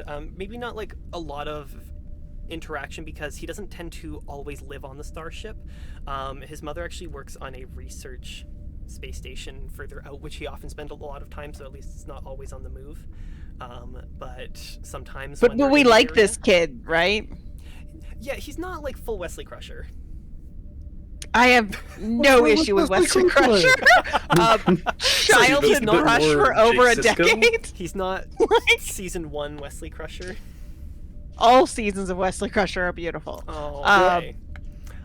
But at the same time, because basically I'm asking because we, as our little group, would see him come in awestruck by nasty, awful chef Gordon Ramsay wannabe Tellarite, and we would probably want to protect small human from saying something and getting shredded because we, as more used to being shredded humans or beings, are less sensitive. Maybe I would say. Oh, Okay. You'd know Kraz would want him to face this fear directly. Damn it! That just okay. Don't Fine. come near me. No. All right, so I'm just keep an eye on him, but at the same time, you, but Weeble is wishing to use her Q powers to potato. No, chef. we are not turning the chef into a potato. We still have to get to food. You're the one who donated, but you gave the power to her. No, but we cannot turn. Is this going to be a thing where we're in a mess hall, so something's going to go sideways and they're going to turn into a potato accidentally, and we have to fix it? Actually, the replicator and the transporter share many of the same systems. Instead of replicating a potato, you turn the chef into a potato. It's more efficient if we put the replicator to transport the potatoes directly onto the tables that they're working on. That seems unnecessary. But as I have learned, Hey, is this this idea idea. you're giving an idea. Savak You is think this will help. work? You think you can actually replicate Well, it directly on my table? We can save time for this. If Lieutenant Emily can reconfigure the internal sensors so that we can get a more accurate lock. And I am she looks familiar enough over with at the Emily. internal sensors to handle this. You can do it. One You second, can I'm do writing the GM a message. 1 second, the dungeon master is getting a note. Okay. 1 second. Great, it's 1 part potato, 1 part trauma. And we have my another God. crew member. Yeah, that's as Wheel Girl great is at- saying, this is all on you, Queen. This is all on you, Lily. You gave her this power. 1 second. Okay. Girl, it's all on you, Queen.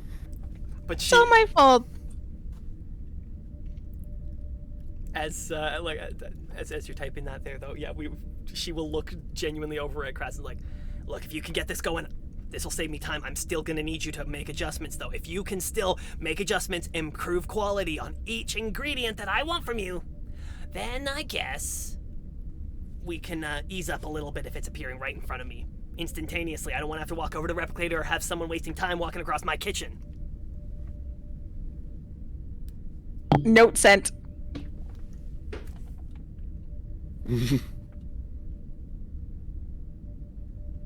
Just a little DM input. Just kind of like, just... Yes, Chef, I'm confident I can make the I have adjustment. a plan. Yes.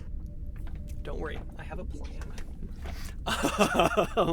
Don't worry, it's not immediate, but the potato god will be answered. Okay, the potato god Yeah, it's will been, like- gain their tribute. Feels if because the potato god's getting older, they're getting more sadistic. Because this Yeah, is not.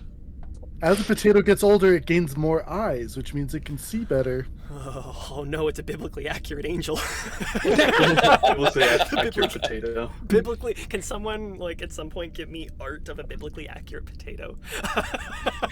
Weebles, Please that's your work on it. task. Post it in the art section, and I'll see if I can. I think I have the proper art section there, or just send it to me. I'll see if I can somehow drop it into. Oh dear, somebody made a potato head biblically accurate potato.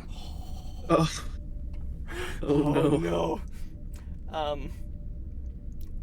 This is great. So, she turns like, all right, look, get yourself going. And then she looks over and she locks eyes with Declan, who is just like staring at her, and just like he looks down. She goes like, "What's the kid doing here, huh?"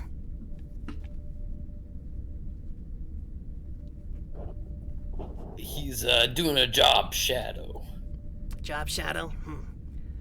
And that's somehow having to shadow in our room here. Why do we have extra Yes. bodies in here, huh? And Declan's starting to like look a little more nervous. And she's snapping over. It's like, look, do you want to, I don't know, an autograph or something, huh? Is that it? And Declan just kind of like stares back and forth with like he doesn't know whether to answer yes or no to this question. It's very, very aggressively asked. Be very kind of you if you'd give this young boy a little bit of an autograph and maybe some words of encouragement. I'll tell you what. You sorry, I just saw that notification pop up, dear Lord. Thank you. Sorry, that breaks me a little. She's gonna look over. Look, if I give you an autograph, will you get out of my kitchen for a bit, huh? Oh no, he has to be here. He has to be here? Here? Oh, fine, okay. Look, come over here. And she's like, somebody get something. Do you have it? Like, do you have a pad I can sign here?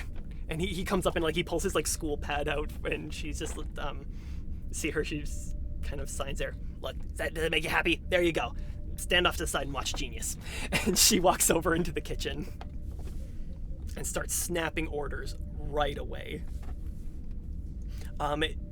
Every time she's like, all right, I'm gonna need 35 Corellian potatoes going onto this side. Everybody, we need them replicated and brought straight over. I'm gonna need 35 of them, all right? And I'm needing them chopped right away. And you hear all of them, yes, chef, at the same time. And then she looks over at you with like, do we have something going there? I'm gonna have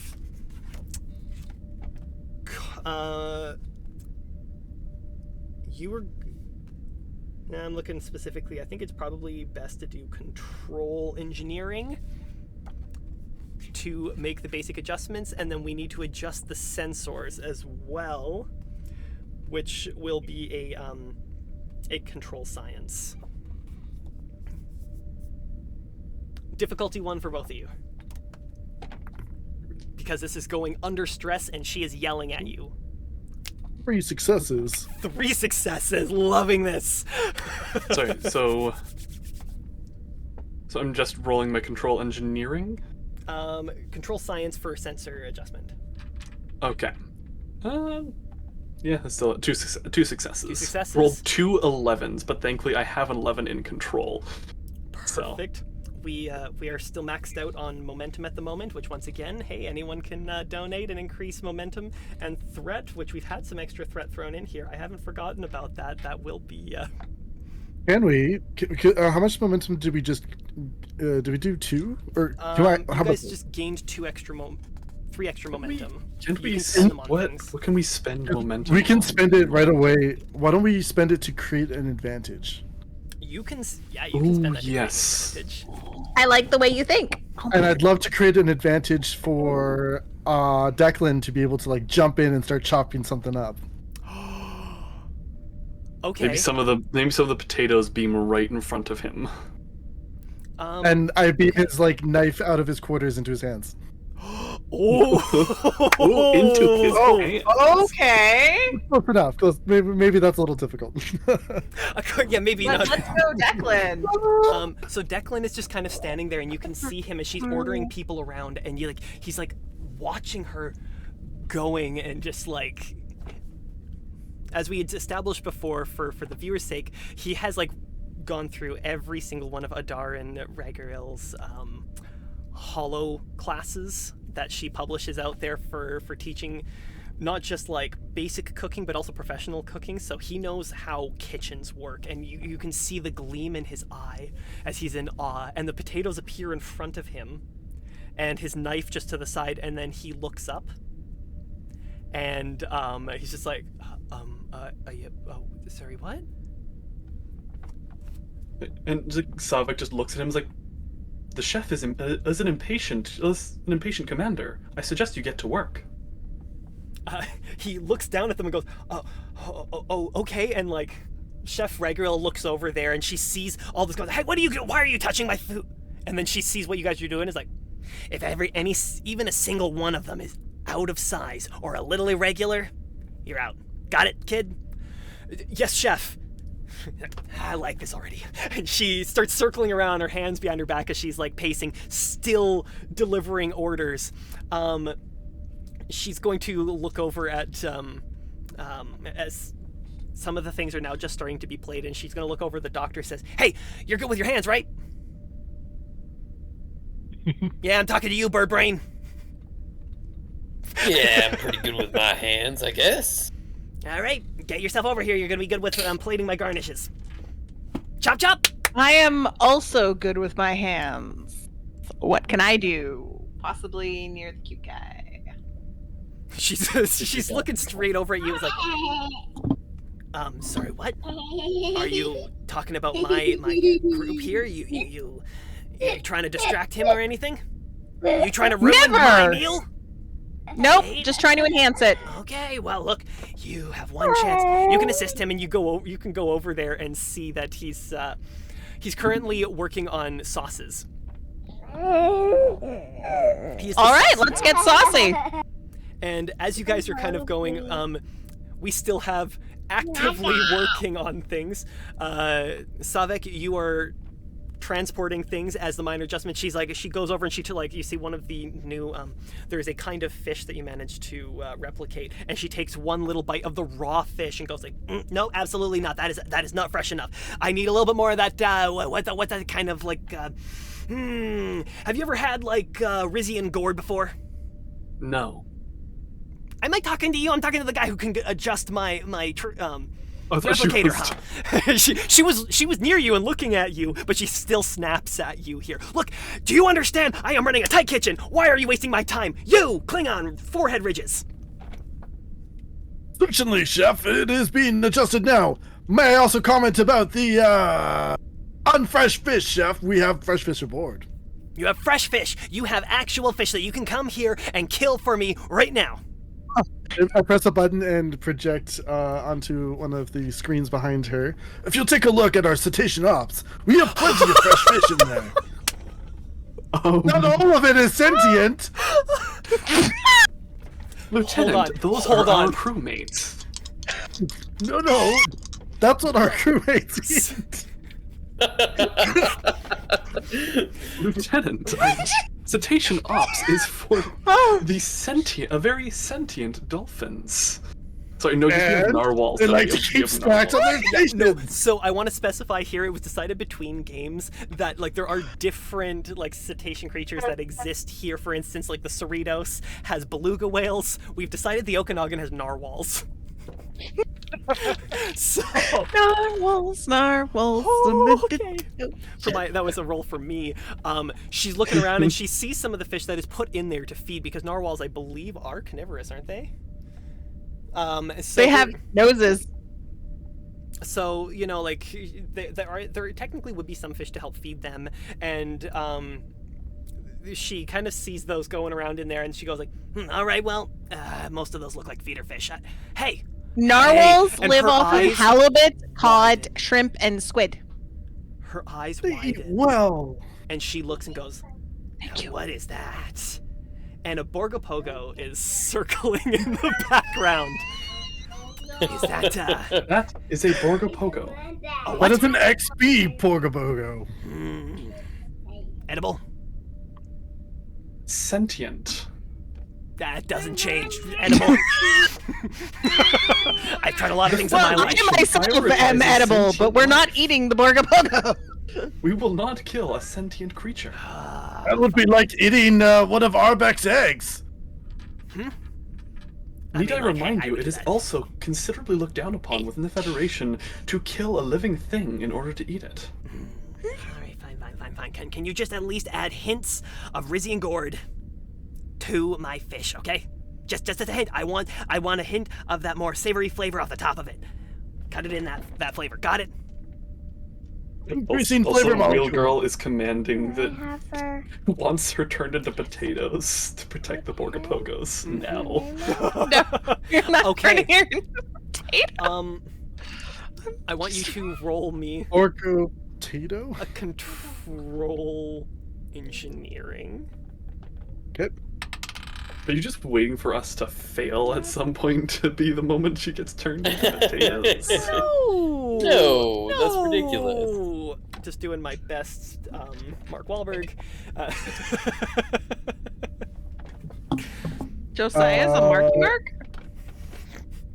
So with that, I'm going to spend a momentum to give myself another die, so I have 3 of them. Okay. And I will get 2 successes out of that, and then turn my untapped potential on. Okay. I forget what untapped potential does. It gives me another chance for another success, and that's 3 successes. 3 successes? Okay, so we're able to put those. That generates extra momentum. Would you like to spend that on a momentum spend? Yeah, let's spend 2 more and create another advantage to our little Declan friend. Make sure he can chop real fast. Okay. What You kind know, of advantage are you giving beam him to? some something out of the doctor's personal stash that'll help him sharpen his mind a little. Oh, I am not going to I feel like- encourage a 16-year-old to take performance-enhancing drugs.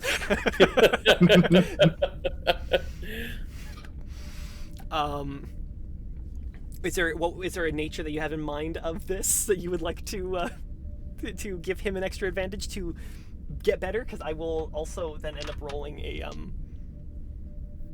probably I will divert some of like the I'll use one of the projectors in the room to help like with guides so that he knows what the recipes are, so like it projects onto his pad and he can see like what they're cooking right now. Oh, I like that. He can stay on top of it. As soon as it kind of like pops down and jumps, I say, "Oh, whoa!" And he looks straight up at you. Thanks. Okay, cool. All right. Hey. So he's gonna kind of look up, and he's getting a little bit bolder with some of the help and how you guys are like setting him up. And ooh, that's a 3. He gets in there. He's like, do we have extra of the Do we have extra of the Saurian brandy that is being mixed in there? Can I marinate some of these extra? I've got some Gorgelian. I'm trying to think of like just like crazy words off the top of my head. Mugutus? Mugutus. Yep, do it. Gorgelian Mamutu meat. Mugutu meat. That we can marinate in Saurian brandy. Chef, I can recommend this. And she looks directly over, is like, kid, I don't usually like improvisation in my kitchen, but that's brilliant. Do it. And she starts walking along, and at that moment you notice the Romulan girl kind of like looks over, and she just kind of like she looks over at Declan and looks up, and she's just like really nervous. At the moment she's currently working on mainly like dishes, kind of like The Romulan girl. the Romulan girl. and she's mainly like put in the dish pit, kind of like cleaning things and sending stuff back out. She's reorganizing all of the like as things get used for one thing and then served. She's going, and a lot of the stuff is being then brought into carts, and she's also kind of like doing the runner as well in there. That she's kind of like bussing stuff around. She's grabbing the plates that are finished, and you see her, yes chef, yes chef, yes chef, as she's like constantly having to go back and forth. And then at one point she walks, as you see everything's going. There's a lot of busyness. Each of you are doing your jobs. The doctor or our medical officer, you're still kind of like going on garnish and plating that way. You're having to wipe the edge of the plate, and she's looking over there, and she cranes over your shoulder at one point, and she's small, but then you realize she's standing like on a step stool, so she can like be over top of you, and she looks down and is like, there's a fleck of parsley on the edge of that plate, wipe it off. And she gets back down and like keeps going around. She hunches over and she walks by Emily as you're still talking to the Vulcan. Yep. And the Vulcan is like he's got like 3 sauces going in at the same time that he's like making and trying to adjust ingredients for, and occasionally he's warmed up to you a bit more and like actually asking you to hand him ingredients. I'm so happy. I'm being useful. See? Sauce. No. For my own like sake, roll me a presence command. Stop pushing buttons. Command presence. It's like in the Klingon operas. This is a difficulty 1. Because you're Dear Vulcan, dice, this is please a let me be difficulty nice. 1. Otherwise, it'd be a difficulty 2. Oh. What was I rolling again? Command presence? Command presence. Yeah, that's totally a pass. Yeah, he might be warming up to you a little bit. He thinks I'm cute. But the moment the chef walks by, he quickly gets rigid back and goes back to stirring, and like he's just like going by, and she's like, needs more salt. And she doesn't even try it, just sniffing the air, and goes, yes chef. And like for the first time, a Vulcan looked stressed. I pass him the salt. And then he just takes it and he just like looks down at you, and just kind of one of his eyebrows just kind of go up, and he goes and shakes it in there and then hands the salt back in front of you. As she's circling it back around one more time, and Declan's sorry, as at one point after seeing that, Savek walks past them with something, leans into her and just basically says, in Vulcan, that's basically a declaration of love, and keeps walking.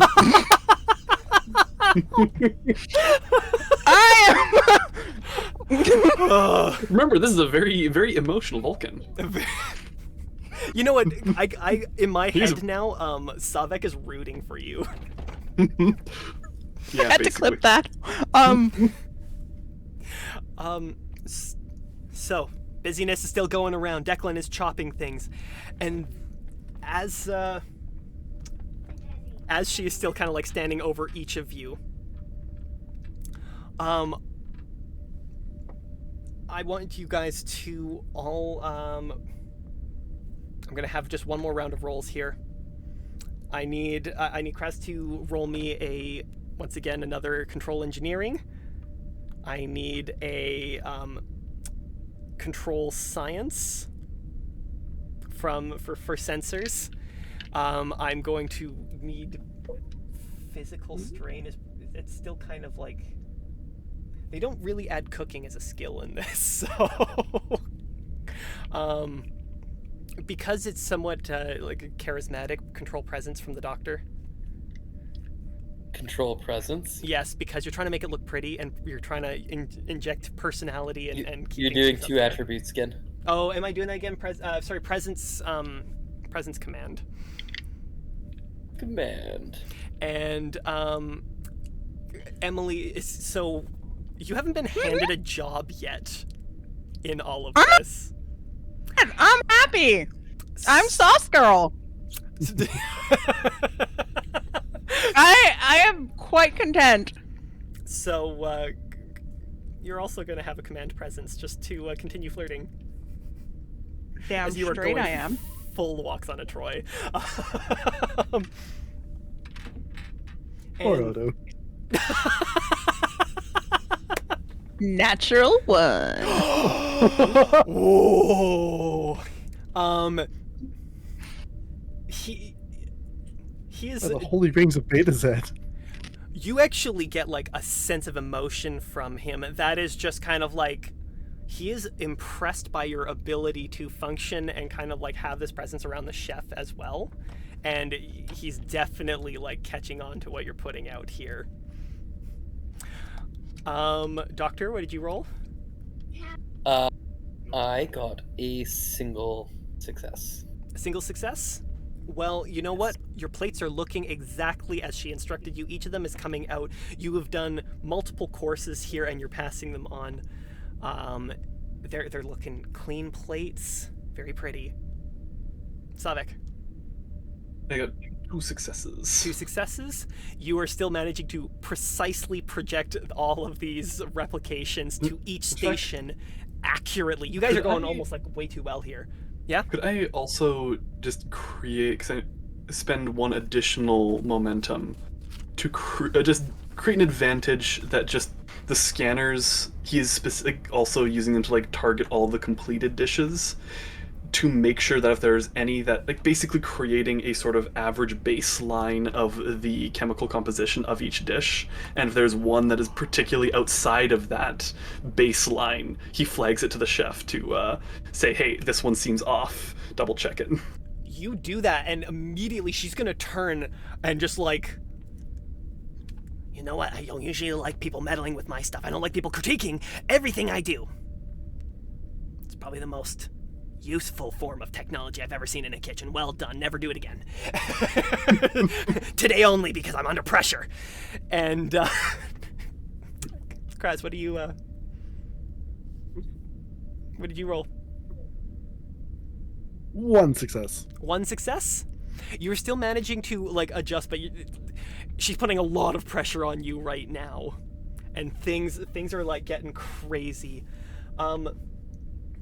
I would like to give you another 2 threat to create a problem for lover boy Vulcan over there. Okay. Great, because I was gonna spend some. Why? What would you like to create a complication for him for? Don't well, you said- yum. Maybe it's giving you an opportunity. Oh. That like 3 sauces and a saucy lady friend are maybe too many sauces, and one's about to mess up. Okay. It's about to break. So you create a complication as you send. He's standing there and he's still stirring the sauces, and he's kind of like gives a bit of a look down, another fascinated look, making eye contact with Emily. And as he goes, he's gonna hit the pot and knock the edge, and it's gonna spill sauce all over. Hold on. So not only does it break, and like not only does the sauce separate and break, he spills it all over. Whoa, And before you go that far, Mhm. I am constantly watching and super agile. So he's gonna knock a pot, and I'm gonna attempt to catch and stop pot. Can I do? You can do that. Roll me a control security, because you are watching this, but you're also having to catch this. Yes. Total success. You Like double, like you that. got okay. You got double. No, success. I didn't roll twice. You want me to roll? I have to roll twice. Roll after twice. this Roll one? twice. Yes, you 'Cause always this'll roll. be 2 this is- successes. 2 successes. Cool. You Yep. managed to get in there. You catch it. You almost grab it by the hot end, and you grab the handle of it. And then she looks over and she sees you and is like, "What are you trying to mess with my sauce? I told you if you try to mess with anything in here." And she starts freaking out. She flies across the kitchen, going, and I am going to spend some of this mounting threat. What? She comes flying Okay. across the kitchen towards you. Okay. And she starts like she is angry. She does not handle anything disorderly in her kitchen. And I'm as she gonna use- stands up on one of the counters, like, "You do not try to mess with my stuff. If you try to go on purpose to ruin my recipes and ruin my personal success I've worked years for, I will end you. And then all of a sudden, she, as she goes and she trips over one of the spots and falls directly as one of the precise transporter beams are being sent.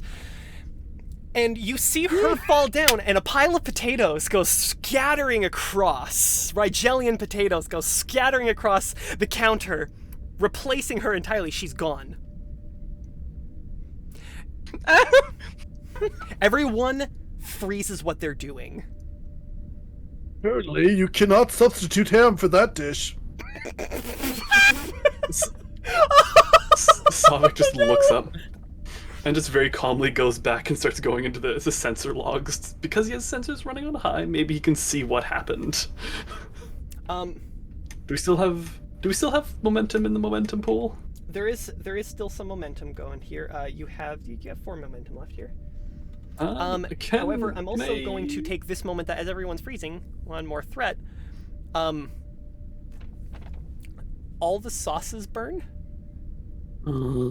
Because he's no longer watching and everybody was distracted. Because the chef just turned into potatoes. And you guys are smelling this burning smell going. It's all gone. Everybody's like, what do we do? Can I immediately use the obtain information task to try to go into the sensor logs to figure out obtain information how she turned into is potatoes? not an immediate one, or like so you would have to roll a sensor thing. You would have to roll me a insight science. Insight science. And then using momentum, get more information that way? Difficulty 2. Can any of us assist? Well, that's good. You get an extra dice because you're using the. Oh no! You do get 1 extra dice because the computer is helping. 4 failures. Oh, no. What? 20. Sorry, a nat 20? Yeah. So nat 20 2 doesn't 16s create... and a nat 20. A nat 20 does not create 2 failures. A nat 20 creates a complication. Okay. So, you immediately but calmly turn to go searching through the sensors to find where she may have gone. The Rigelian is, or the Tellarite is somewhere. The Tellarite is somewhere, probably. Okay. You're assuming so. Something's happened here. As you're searching through the sensor logs, you can't... It's really hard. You have no idea where this would even be stored because technically there shouldn't be anything beaming out. Like, something happened here and it's definitely crazy. And as you're doing that, you hear... Woof, and you look out the window and you guys are over the planet. You guys have arrived. Well, that is inconvenient. And everyone's looking around. The Romulan girl's like, we haven't even started dessert yet. I would like to spend 2 momentum and seize the initiative here. Okay, seize the initiative. I'm going to run over to Declan. Little warrior, now is your time to shine. You must lead these people to victory. What? Can we give a command presence for you to inspire him?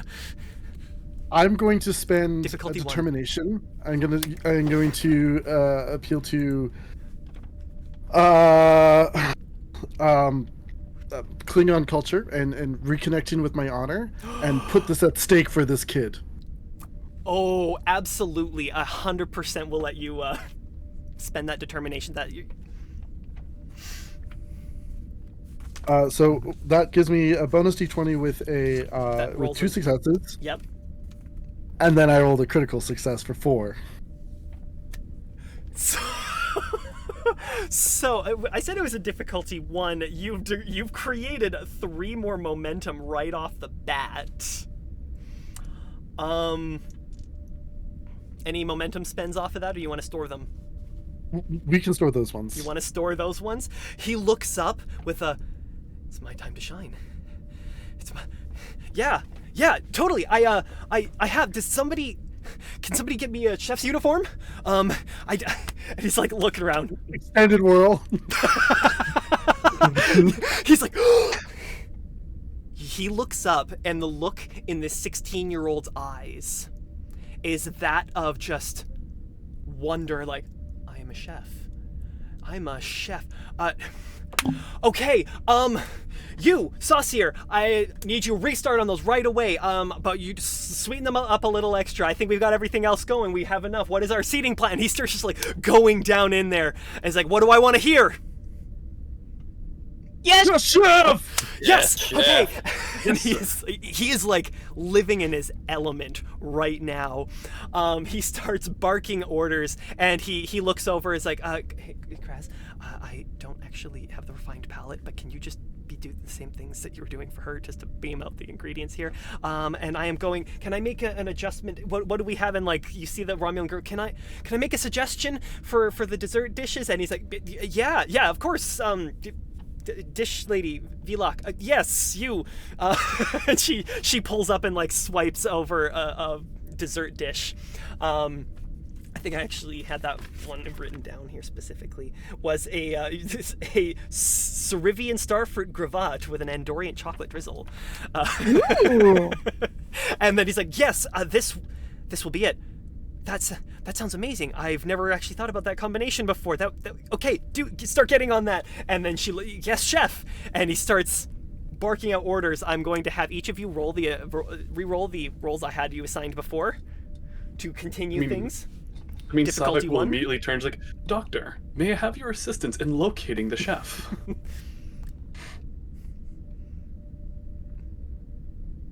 Doctor, I require your assistance in trying to locate what happened to the chef and why there is now a pile of potatoes where she once was.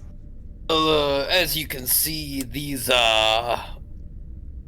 multi-eyed potatoes. I would like to use my focus in botany to identify the type of potatoes that we have. I mean, we got told what kind of potatoes they are. Well, we don't know what kind of potatoes she may have turned into. They might not be of the same grade. Okay, so I'm gonna have Savek difficulty 1 because difficulty 2 because you failed before, so it's not decreasing the success rate of this. Difficulty 2 insight science. Doctor to assist him. You were doing an insight medicine. But you're because you have a focus in botany and you're doing this, that will apply to your crit range. For the focuses and how that goes. I'm very, very couth here. Just barely 2 successes. I have that roll. I need to beat 11, and I rolled a 10 and 11. You find her biosignature here in this room. Doctor, as you're looking over and helping helping sense things here. I'm just trying to remember the crit range. But I do have 2 successes. So basically the crit range means that you are able to use your number in your discipline, I believe it is. Yes. Yep. So for that one, your medicine is your crit range. If you roll below your medicine rating, then it's a crit Well, success. I have 1 crit success and 1 regular success. Ooh, 3 successes. The potatoes are her. All of the potatoes, or just The one potatoes of the that nobody has thankfully touched yet. But you see the Rigelian going over to grab one of the potatoes and bring them over because he is using this as a starchy base to help deliver for the one of the sweeter sauces. They have the genetic constitution, makeup of Adar and Reguril. Oh, hold alchemy? on. The Rigelian is like, yes. Please don't cook the cook. We are very short on time. Can you help me? Why? I need this. And he As he turns around says and walks that, back. Savek just looks at the potatoes and just goes wide-eyed. Like, her genetic signature is detected within the room. I believe she is inside the potatoes. He turns around, walks over, places the potato back down, looks over at And just Savik yells into the room, "Can you "Nobody send me a touch the Rigelian potatoes!" potato? That's not our chef." Everyone kind of like stops and turns and looks like, what? Please Wait, do not eat the chef. There's no time for that. There's an ancient Vulcan saying, I think, the needs of the many. Please do not eat the chef. But there are no more potatoes. We have replicators. We can replicate more potatoes. You cannot. Oh, Savik just like walks That's over and dishonor. sarcastically This is so presses a funny. button, and like a new potato appears on the replicator, and just walks over and hands it to the Rigelian. Thank you. He's like a little, this isn't a Darin. This I need a job after this, it's like- man. Savik just looks, pulls out a tricorder, flips it open, scan. No, this is not a Darin. I'm trusting This is you. not a Darin Rekiro. And And he's just gonna folds it up. go over to finishing that up. When he scans it, it isn't a Darin Rekiro. It's not a Darin, thankfully. That one does not carry the Okay, genetic good. signature of a Darin Ragaril. So should we put the Adarn potatoes in a crate? Savik puts warning tape around it because he doesn't want them to be moved. Okay. I have a In case small some of them. complication. There might be a complication Sorry. here. Can I ask what using my values? What does that do again? You can use one of your values to spend a point of determination. You start each game with a point of determination. And if you have a value that lines up with it, you can use one of the determination spends, which I believe you can just do as what Kargs just did, and add a dice to a dice pool that automatically rolled a crit success. You can. I'm just looking this up here because I have. You also cross out that value for the session, and then at the end of the session, reevaluate how that value changed. Yes. It's like he's done this before. It's strange. They've It's done- almost like we have an experienced Star Trek player here. There's a few rules that I've read a this- few times. Well, Savik puts the warning tape around the chef potatoes, and then just brings asks for the doctor to come over with him over to the system they're using to run the transporters for the room, and Kraz, and just looks at them. We need to turn the chef back from potatoes into her Tellarite self. I believe this is a task too difficult for one person. We will have to work together on this. And he's using his value of teamwork makes the dream work to gain. I will use the auto crit d20 on this Okay. roll to try to use the transport systems. It's a lot to better than using turn my her- value of what could go wrong. So right off the bat, this is a difficulty 3 because you are working with a system that you're not even entirely sure what wires crossed to make this big of a mistake. But we can help. We can help him figure out I'm which wires. specifically requesting the help of 2 people. So, We also need to stop the auto transporting of the potatoes. Yes. yes. Okay. Yes. So like as all you guys are kind of gathering, Declan's looking around, he's like, everybody, we need keep going. So he's directing the rest of the cooks to keep working on their stuff while you guys are shuffling over to help out here. So this will be you're Do specifically. we want? Pardon? Would you like to do an extended task, perhaps? I was just considering an extended task here. Smart boys. So keeping the difficulty 3 gives it a magnitude 3. Extended tasks, I believe those can be I haven't run an extended task yet. Do multiple people roll towards the extended task, or is it one roll? Yeah, so we can each work towards a breakthrough for the roll. So, Perfect. yeah, so we each do a part of the work track, and depending on how we roll and the cumulative number of successes we generate, depends on if we can get a breakthrough or not, and that usually determines if we can succeed at this insane task. Absolutely. So, that means I believe with a difficulty 3 in total, we're gonna need the 3 breakthroughs.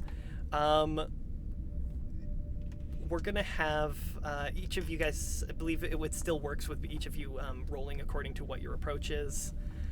So Savik specifically is wanting to reverse engineer the transporter to see if he can reconstitute this back. Savik, insight science once again, because you are trying to read the sensor readings. Can I go into the transport log and the transport buffer and specifically go through that and use my engineering knowledge instead of science knowledge? You can do insight engineering then for that, for sure. Okay. Kargs, what do you want to do?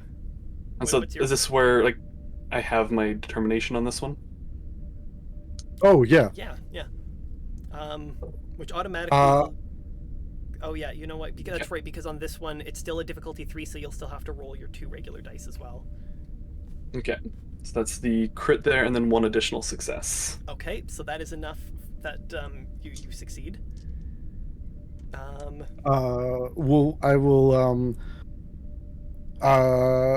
This is going to take a lot of power, so I'm going to hook the the transporter system directly into the warp taps and increase the power of the confinement beams in order to not only like disengage the auto transporting from happening, but also redivert that power into attempting to separate the 2 patterns. Okay, so this is taking some very precise kind of refinement. So we're going to do control engineering here as well, just because you're the fine control, but using your engineering skill, you're good at that. You know what you're doing, but it's some tricky work. I'm also going to say that as we're doing this to chat, as we are still raising funds for the wildfire relief, this is a great time to make everyone's life so much harder. Or easier. You can make our lives easier. You can add more momentum to their pool so they can spend that and get better, or you can make me eat a pepper as well. That's also a thing that you can do. That does not change the game, but it will make me uncomfortable as I still do this. Punish him for his hubris. So difficulty 3 in the control engineer. I'm gonna spend a momentum so that this can go forward. Perfect. And get a resounding 4 successes. Ooh, okay. Nice. Shiny card, shiny. All right. I has computer focus. I can be useful in double checking work, right? Oh, you can absolutely. So while they're specifically calibrating, like trying to hook up. They're doing the tech stuff. I'm just making sure it all looks right, and trying to get the computers to run the right calculations. Yeah. If you are a computer scientist. I ironically punching computer nerd. All right. So that's looking at my things here. I would. Correct me if I'm wrong. I'm going to argue reason science. I like that. Kind of like you're watching over things. Yes. It's a difficulty 3, so we need 3 successes. I'm on it. Hold still. You will need to spend at least 1 momentum in order to roll 3 dice to get, or roll a crit and a success. Crits are good. Okay, that one equals. So 1 success. That's a success as well because it equaled. I have to spend a momentum for another one? Yep. All right, spending momentum-y. Natural 1. Ooh, that gives us the momentum back. Perfect. You guys are. So I keep moving this momentum back and forth as to what's being spent and what's still in the pool, so that's good. I panicked because the one that they paired up, where it was like they were exactly the same, I'm doing the math in my head going, oh no, wait. No. So, yes. No. And that means we're going to go to the doctor. What are you doing to help? So I've been thinking hard on what could be done to make this task easier.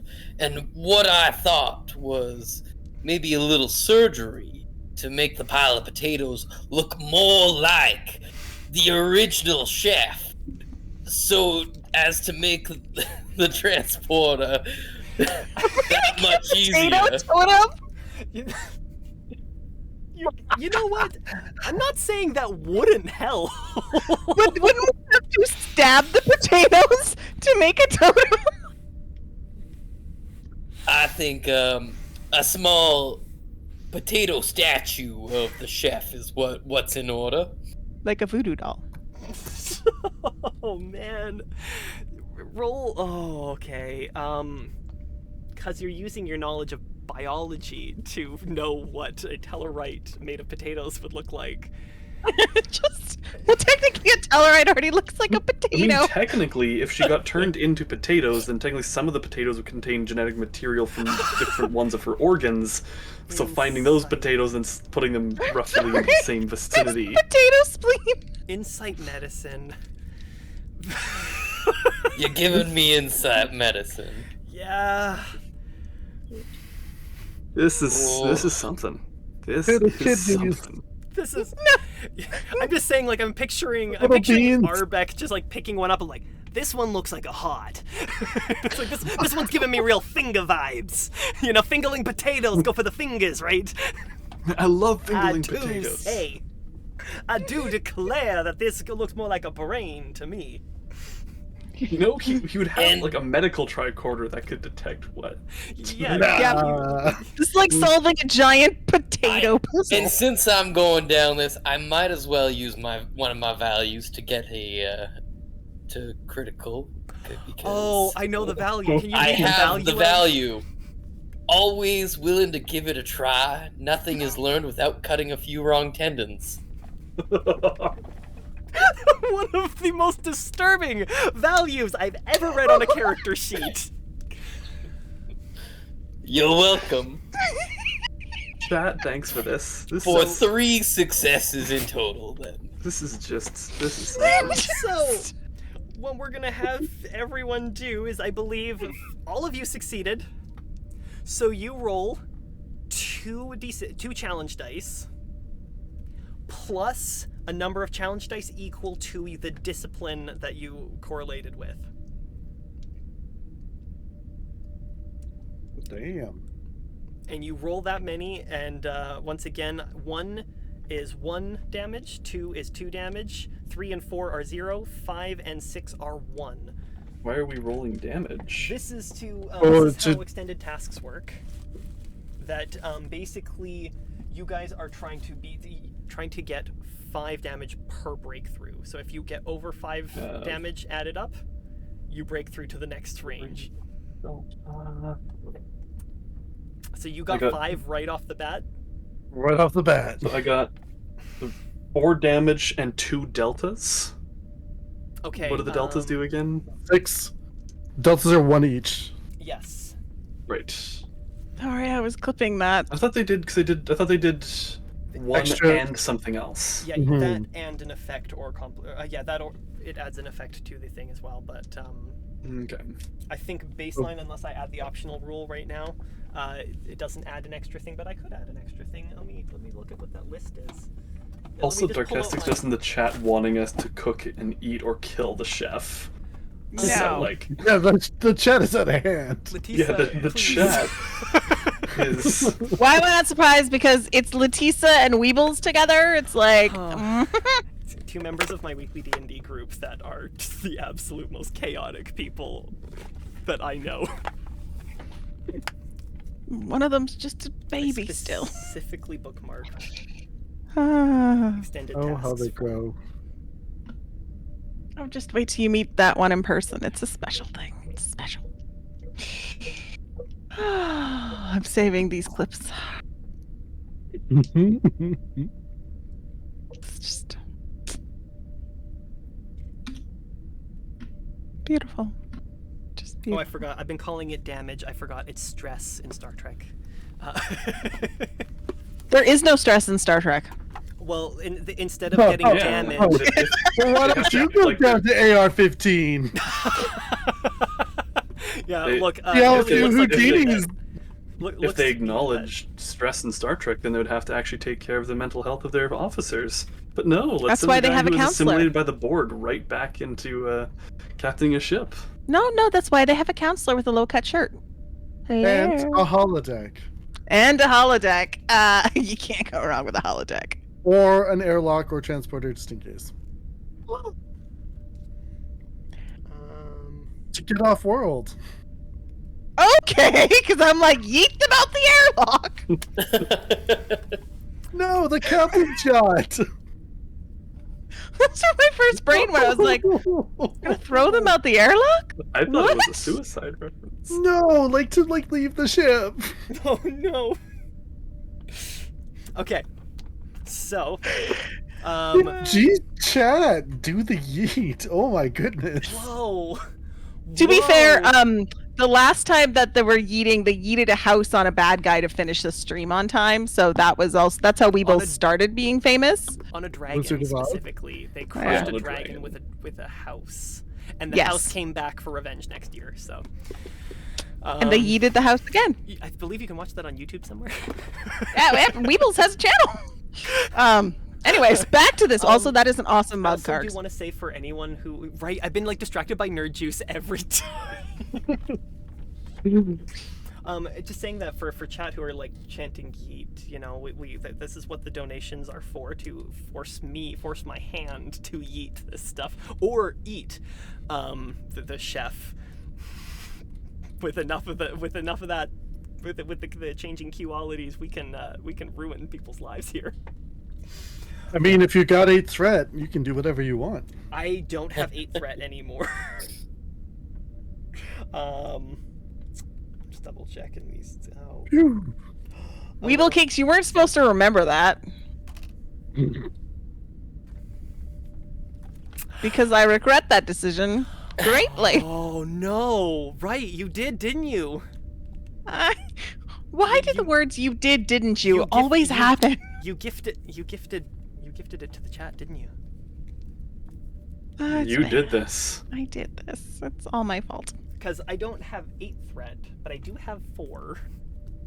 We are not baking the chef. I'm sorry. I know that they're not the nicest, but we're not that mean. It's not Roast good. them, mash and stick them in a stew. Potatoes. Sorry, how many? So how Or much? counterpoint, stress if they have we demand that rolled? we bake the chef, I then she rolled returns 2. but high. So we've got 5 plus 2 She's been plus how much did you roll, Lily? I haven't rolled yet. What was I rolling? Okay, so you get 2 challenge dice plus your science rating of challenge dice. Whatever your science Rating is 1. 1, so you get to roll 3 Yeah. challenge dice. Okay, so 8, 6. Oh, sorry. The challenge dice are the d6s. Oh, Yeah. sorry, wrong button. If you have a special d6s. With Roll your board cubes. Oh, Ooh. I want those board cube dice so bad. With the Dan, little there's a bag of dice over there. So Can you pass it to me, please? Sam. The D6. Yeet. Sorry, Sam. You rolled how much plus challenge dice? Like plus a It was what, a I total got of 5 6 total. plus. Oh, 5 total. Sorry, which Sam were you talking to? Oh, these Sorry. are so pretty. I- I'm sorry. No, it's Okay. Hey, I'm not Sam. I'm Karix or Chef. You take Yeah, Sam. yeah. I should be. Or more you can- You You can call me Bucket or Buck. What? Bucket. What? I don't I know, want. tyrannical. Sergeant Buck. So we want to roll. I want to roll low on this, You wanna roll essentially. higher on Bonsai. this? Oops. Oh, so One I want a percent. delta. 5 or 6 is a delta, right? Yes. So those will add an effect or like 1 plus an effect because I just looked at the effects and we can add extra breakthroughs if we make a breakthrough. Okay, so I got 6, 3, and a 1. Okay. So the 3 is 0, but a 1 is also just so that's 2 plus an effect. 4, 5, 9, that's 9 plus. Okay, so I haven't skimmed through all this. Kargs, when you know, with your knowledge of extended tasks, do we do all the breakthroughs at once, or is it if we just roll over 5, it's a breakthrough, and then you go into the next round? Yeah, we can each have like breakthroughs and like so like Okay. if we're treating each of our rolls as like our one towards the work track, every time someone breaks the 5, then we get a breakthrough. Amazing, because every time someone breaks A5? Yeah, so like if it gets to 4 and then the next person rolls and they push it over and get Okay. 5, like that's a breakthrough, and then Okay. that's how you get all the work added up together. Okay. And then if you got enough breakthroughs to get past the magnitude, so we need 3 breakthroughs or a total of 15 successes, You then guys we're successful. You guys specifically rolled 15. That's 5 plus 6 makes 11 plus 2 is 13 plus 2 is 15. That's exactly Yeah. what you guys needed. However, we're getting close to the end of the game here. And I have threat left to spend. And we have a Q demand. Uh-oh. God, She comes back please. high. She's been baked. So, you guys all even the doctor's rearrangement of the potatoes actually seemed to help, because when the doctor, you know potatoes, you know your potatoes. These, which ones look like the right kind of organs? Like, oh, this is like a kidney shape, so that should go over here on a Tellarite. And you made this, and it looked a lot like, surprisingly, like Adar in there. As you were watching everything through, Emily, you were kind of catching some of the adjustments, and you were noticing what they were highlighting as the systems were going through and being able to arrange some of the patterns, some of the DNA patterning. Then we have, of course, Kraz, you look up and you see, as everyone's kind of like working, you're managing to reroute all the power sources that you need to go where they need to go. And Savek, you are like searching everything you can to try to find and reverse engineer what happened. Basically, there was something that crossed wires with the sensors that sensed the bio pattern of Adarin and crossed the wires with the command to replicate potatoes in the position that she was standing in that moment. So it was just bad timing, and you guys are already stressing a system in a way that's not used to being done in the way it is. So it basically just read as reconstitute, and it replicated her material into Rigelian potatoes. So you're able to take that, and through all the work that's perfectly orchestrated, everyone's still cooking in the background, and it's working very, very well overall, and these desserts are smelling exquisite. And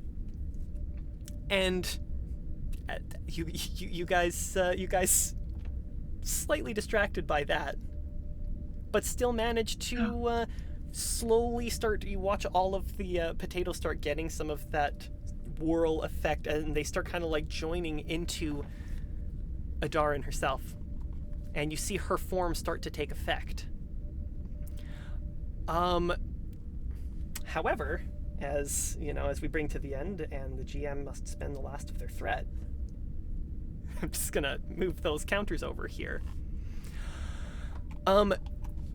Something that was missed because you guys succeeded at the specific task you guys are doing here, but there was a task you were prepared to do early here that didn't seem to clear from the cache. And it's a really good thing that Kraz also brought up a display earlier of a particular location on the ship.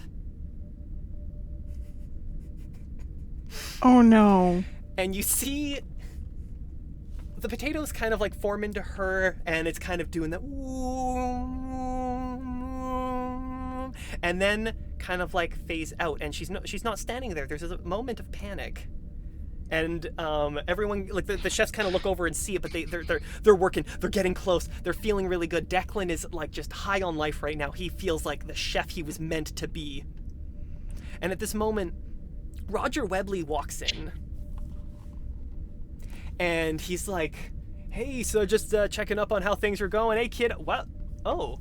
And he sees Declan just like working. He sees everyone kind of like moving around, and he sees Declan, and he locks eyes, and you just see like a proud father moment wash over him, and just a moment of contemplation, and he just looks down, and he slowly walks his way over to you guys, and he doesn't want to interrupt anything. And at this moment, as he's walking over, Declan just kind of looks up. Hey, Dad. Look, I need 30 seconds on that next the chocolate sauce. We have to get those drizzles. I want them pristine. I want them clear. I want them looking nice. All right. And then you see Roger walk over to you guys like, so how did this happen? The chef got turned into potatoes.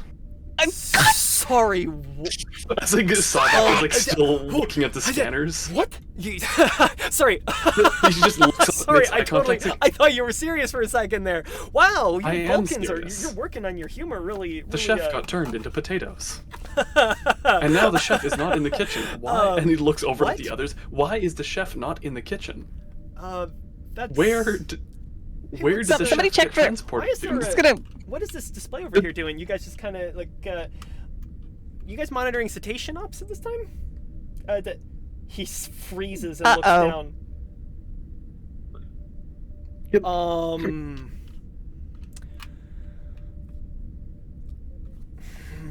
Did the dishes get completed and beamed away?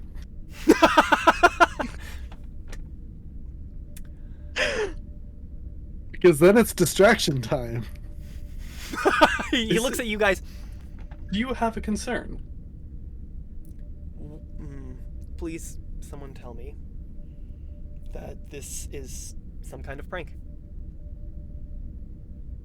I'm gonna go look at the screen and see, because as far as I can tell, she's just swimming with the narwhals. She's swimming with you see her absolutely panicked and thrashing around trying to swim as a Borgopogo is circling her. Savek just looks at the so she screen, just- taps the communicator. Ensign Savek to transport. Please beam 1 Tellarite from Cetacean Ops back to the mess hall. Yes, Ensign Savek. Don't let that transporters. Send her to her quarters. Thanks, bye. Loud and clear. Sorry, is this some kind of joke? No. No. There shouldn't be a Tellarite in Cetacean Ops. I don't believe we have. That is diving correct. Check maintenance. your why- scanners. That's why she must be transported out of Cetacean Ops. So we. Oh no. Please beam the Tellarite out of Cetacean Ops immediately. She is running out of time. Yep. Working on it now. Sorry, you want her where? In her. Sick bay. Sick bay. Sick bay. Got you. You guys, I'm just gonna say, I feel like you guys should report this to the captain, and I do not envy that. Absolutely transporter not. room out, and you see before he closes. Please, if you detect any further genetic material belonging to Rigelian potatoes, please reverse that. I'm sorry. Just I don't complete know the operation when- immediately. I don't get Vulcan humor, but this is kind of going in a weird direction, man. Complete the transport immediately. She is in danger. Okay. And he transports her out, and you see the Borgopogo circling, and you see her start to like gone. Maybe even like the Borgopogo like starting to open its mouth, go towards, and then just snap as she's gone. And you hear disappointed. Oh. And just before walking away from the screen, just you'll get her next time, buddy, and walks away. I hope so. I am the Borgopogo. Your genetic material will be digested into my collective.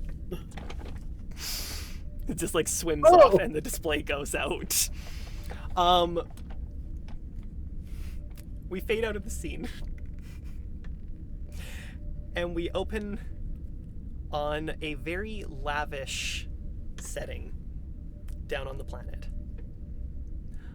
This is a high society wedding, and there are very specific kind of different traditions where you see some of the Ziens sharing a dance at the front of it that is very choreographed and graceful and moving, with some very rhythmic music playing for them to go, and it's part of the joining ceremony.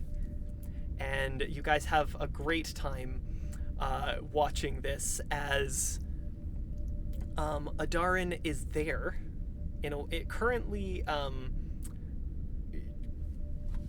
being watched over by the head chief medical officer, but in a wheelchair. She's kind of sitting at the front off to the side. The captain is near her. And you see his hands are kind of like on her shoulder, like comforting her, and she looks happier and he looks uncomfortable, like having to be there to support her.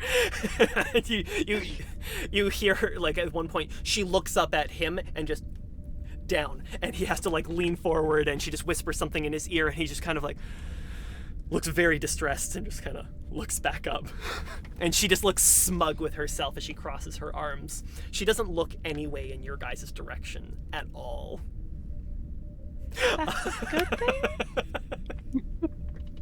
thing. The wedding concludes and it comes into the feast, which commences directly afterwards. In fact, the entire wedding is actually held surrounded by the tables with the music playing overhead, and there are sort of like silks dancing and circling in the sky and just like colored, and as one is circling a bunch, Adarin looks up nervously at it, kind of with like a bit of PTSD, and you know, otherwise kind of like easing into it. But the food is served out, the food that you guys have been helping cook all along, and everybody is just having a great time. People are enjoying the food, and actually you hear specifically the dessert was an absolute hit. The bride comes over to the you see her talking to Adarin, and then she just kind of for the first time looks over in your direction and looks up at the bride and signals your guys' way, and the bride just looks over towards you guys and approaches, and you're standing with the rest of Adarin's entourage, and the bride says, "This is incredible. I've never had something like this before, but somehow it tastes familiar, like home. Thank you. You've really... Food is very important in our culture, and what you guys have done for us today just means more than you'll ever know." All part of being the Federation. We're pretty awesome, you know. Just saying. I'm Good glad food, we could good provide vibes. such a service. Sam, somehow you're frozen. Sorry. Wait, what? Am I actually frozen? Bucket, Yeah, it's really good. You were standing there, like, moving your lip to the side.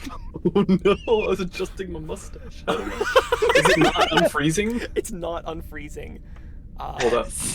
I love it so There you go, much. Is it working now? Or is it even more broken? It hasn't changed. Okay, hold up. Lame. It's really funny. This is really good. Oh no, I did a bad thing. Oh no. What did you do? Are you wearing No. clothes? Did the transporter break again? No. Oh no, our stream just became R-rated. Switch it over to the bathtubs and whatever channel or category. The bathtubs in whatever category. I love it. Hey guys, just reminding everyone you can donate and apparently like support our new OnlyFans. Only Podfars. Yes, only for bars. every 7 years. I love Vulcans so much. I get to dance with my Vulcan, right? I get to pet him, right? Actually, so I'll get around to this here. So as the bride kind of like she's complimenting, you see Declan just standing at the back, and he's just like kind of proud of himself. We are gonna point to him, right? Like we are gonna be like, he did it. If you point to him, then he will kind of just like, oh, what? And she will just kind of smile very like, for such a young man, you've got a talent. I recommend you look into the culinary arts. And she turns around and walks away further. Sorry, is my camera still broken? Yeah. No, you're beautiful. You were Beautiful. beautiful. You Okay. were working again. Okay. Okay. My Discord completely crashed, so, you know, that's Oh great. no. There was Discord with Discord. I am no longer put that. Oh no, Sam became Debatable? potatoes. It was the potatoes we made all along. Perfect. The potatoes were the friendship we made. It's great. Oh, good lord. Also kind of like following up with some of that we have our tall Vulcan friend who walks over, and he walks around the group after finishing his dessert and puts it down, and he looks at each of you. He's like, I appreciate what you have done today. I understand that perhaps some of the complications may have been avoidable, though they seem to have yielded a stronger result. And I believe the humans have a saying that the ends might sometimes justify the means. Thank you, also for bringing our chef back. I would not have a job if it was not for you bringing her back. Also, I'm not sure, but she does not seem to have remembered the fact that I burnt the sauces, so thank you. I believe she was too starchy to be able to perceive that at the time. And just Savik turns to the others like, was that a good joke? I'm just gonna pat him on the shoulder and be like, you did good. You did good. I believe that's what you would call throwing nightshade.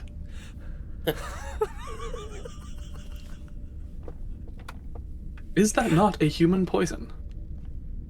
Actually, no, not all the plants are poisonous. In fact, some of them are edible. True. We will have to check the replicator logs to see if we can try this nightshade. Just the good one, not the bad one. Declan's like, I'll help you with that if you need it, honestly. Thanks, Deck. Yeah, we don't need dead Vulcans. And the tall Vulcan is going to turn and look towards you, Emily, and say, I believe there is customs that we can follow here as we're part of this joining ceremony. And he extends his hand out.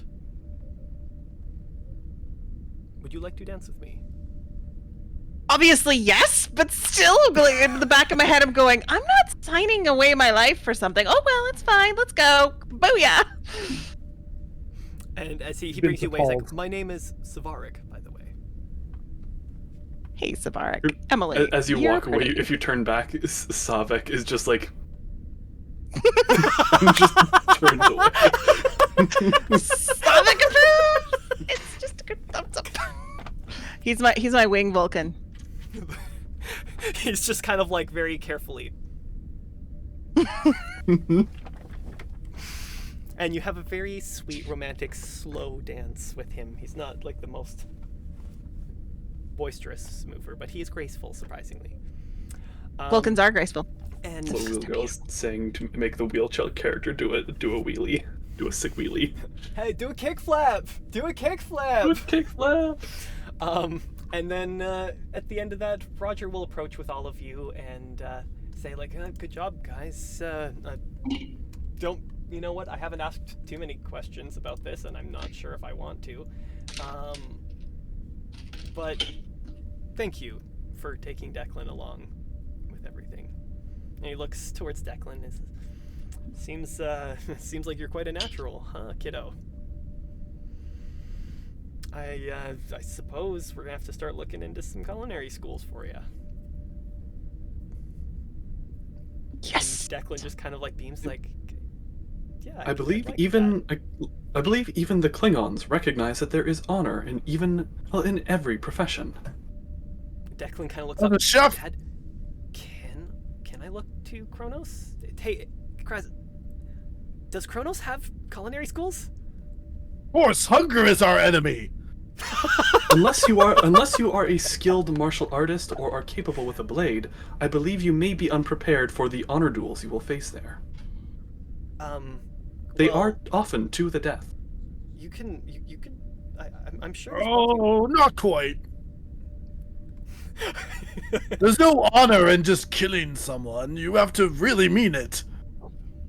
I mean, the butchering techniques that they have on Klingon culture is like legendary. It's something their knife skills are, expectedly, no offense, renowned.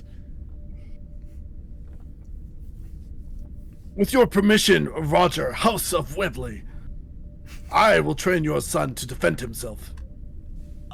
He would be my honored Gintak. Oh, well, that is definitely quite an honor.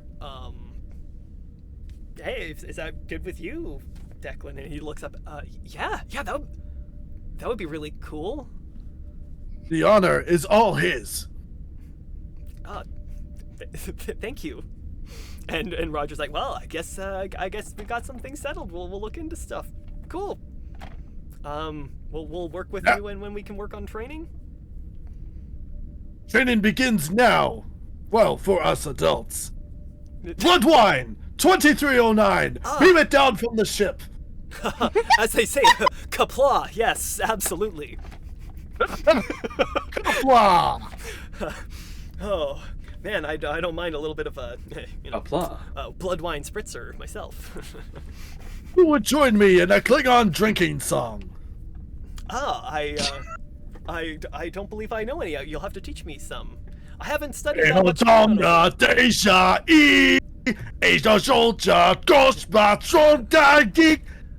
And he goes on. Sorry, that was great. He's just vibing along with it. Yeah, cool. You know, like Spock from like the premiere of the latest season of like as he's just like drinking with a It's the best. I'm sorry. Every Klingon issue being solved by Spock drinking wine is literally with the more dramatic bowl cut as we go on. And you see some of the Ziens that were actually a little bit more worried about a Klingon being here start like warming up to the idea of like the Klingon drinking culture, and it gets very boisterous and loud. The party is just one to remember. You guys are pretty sure the mission to bring diplomatic negotiations to a positive first step was an absolute roaring, starchy success. As we fade off into the stars. Ba ba ba ba ba ba ba. Someone donate right now, and then we have to continue. No. Oh. Well done, guys. That was something. That was an interesting adventure. Potato chef. Potato chef. Potato chef. Potato I chef. feel like she's not going to be cooking any potato-based dishes for a while. Nope. I feel like she's gonna be tasting Rigelian potato for a little bit, and I'm just like, Ground Rigelian potato. I can't quite figure out why, but you know, my palate's off.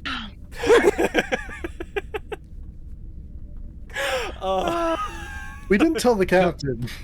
Nope. Also, We're not telling the captain. Did anyone even tell her that she got turned into potatoes, or is that just is everyone in the mess hall sworn to secrecy now? So first of all, you guys. Article 14, Section 31.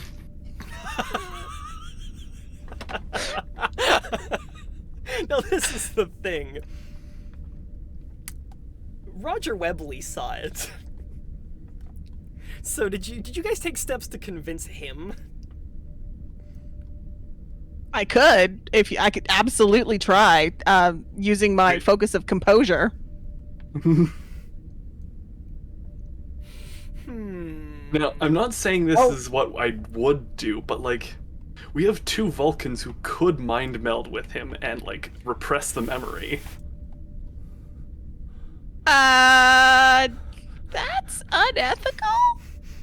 Is it? If they don't. Story. What did he actually see? He saw. He came in afterwards. We Technically, he came into her there, and Sophic blurted out that she became potatoes. Oh, which he could didn't be a see form it. of Vulcan expression as to she fell apart and was not thinking straight and accidentally went for a walk to the cetacean tank and fell in. Who is telling this story to convince him? Not Savek. Emily? Yep. Do you Totally. Do you want to roll me a command presence? Yes, I do.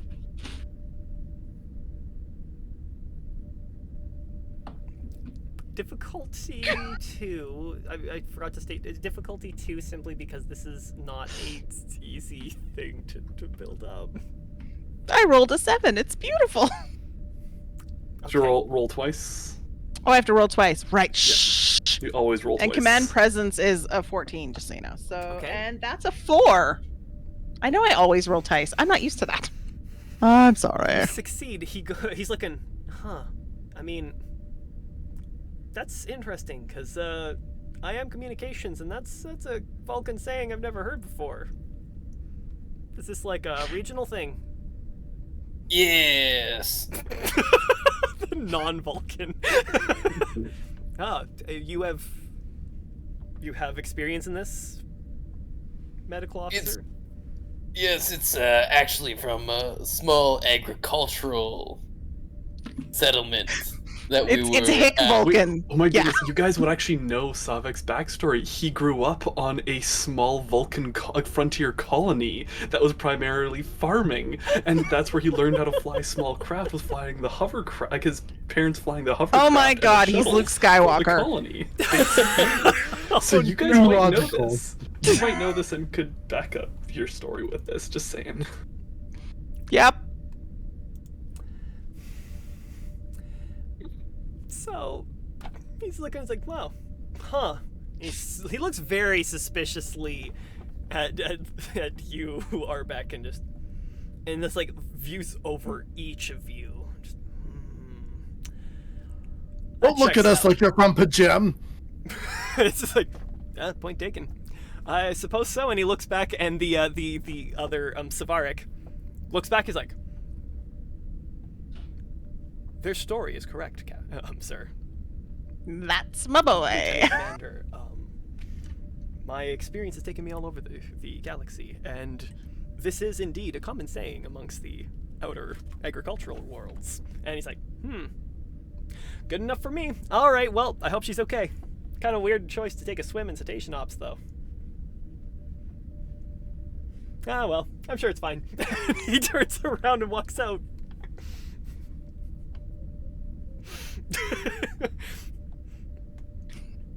Greater honor was that they never knew. So you guys Go team. straight up just kept a secret from Starfleet. I would like to think that that is command training and shows our ability to know when to stay quiet and to protect the greater good. Yeah. So,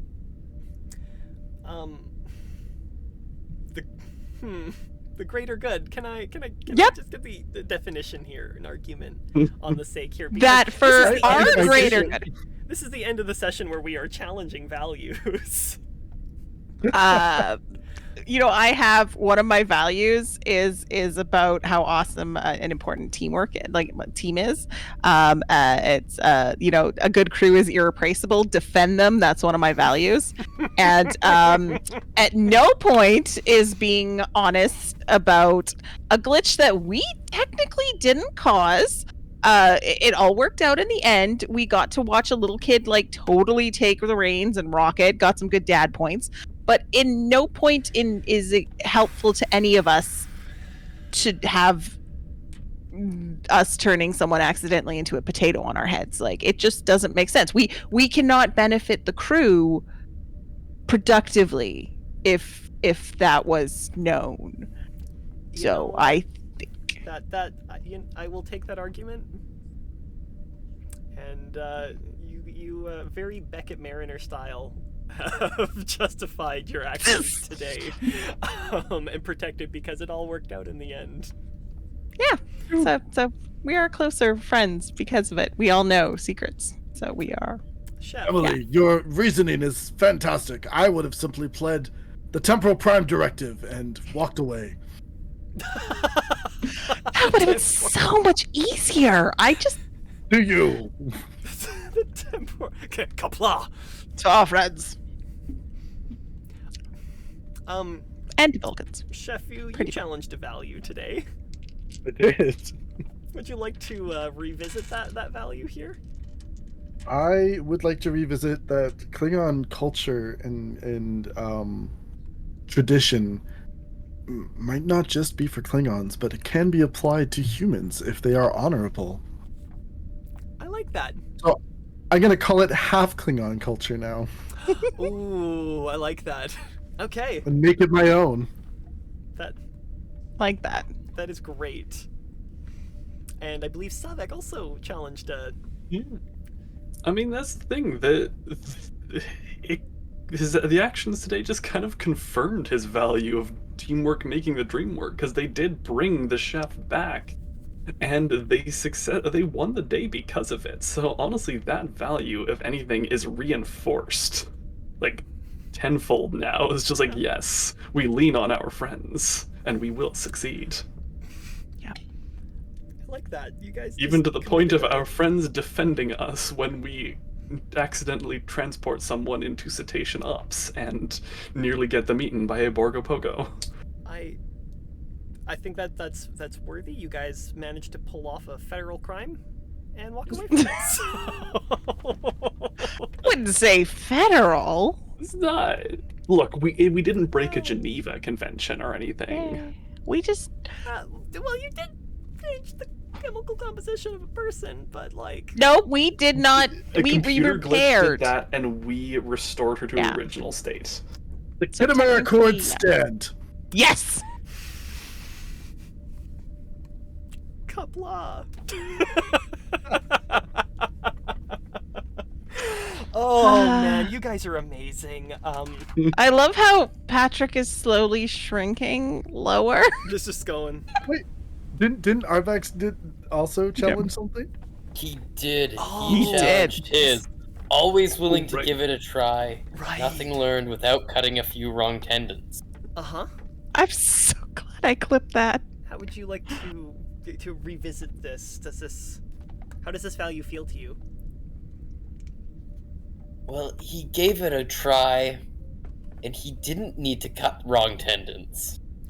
He just succeeded properly this time. I like a little bit of seeding of unfounded confidence into this value. Yeah, I like that. Cool. So we will rewrite it to something along the lines, always willing to give it a try. You probably won't cut any wrong tendons. So, yes. Also, I'm seeing that people are asking for the Borgo Pogo to be fed. Oh, Does it want some dessert? does it want regular potatoes? It's it sounds to me that there's a lot of extra waste after cooking that someone had the brilliant idea to put into cetacean ops to feed them some extra, of the food scraps, some of the extra meat scraps in there. They're not Tellarites. No, not Tellarite. Tellarite infused potatoes. No, they're eating the scraps. They're just eating the Eating scraps. the food and, like, some scraps. No, but we could infuse like faux Tellarite. It'd be just perfect. I was. Well, I feel like we now have the genetic code for Tellarite Oh potatoes. no! Okay. I feel like we're crossing some. Gristly, meaty potatoes. Oh, we've got a Denebulan on board. Maybe they know how to like capture one of those like creatures that you can like clone yourself in 14 days. Yes. Oh no! I hate those. We're gonna. You know what? I'm gonna take that as a task and put it on like something that you guys are gonna research to figure out how to like clone this Adarin, who is now like apparently famous in culinary arts, not only for cooking but also consumption.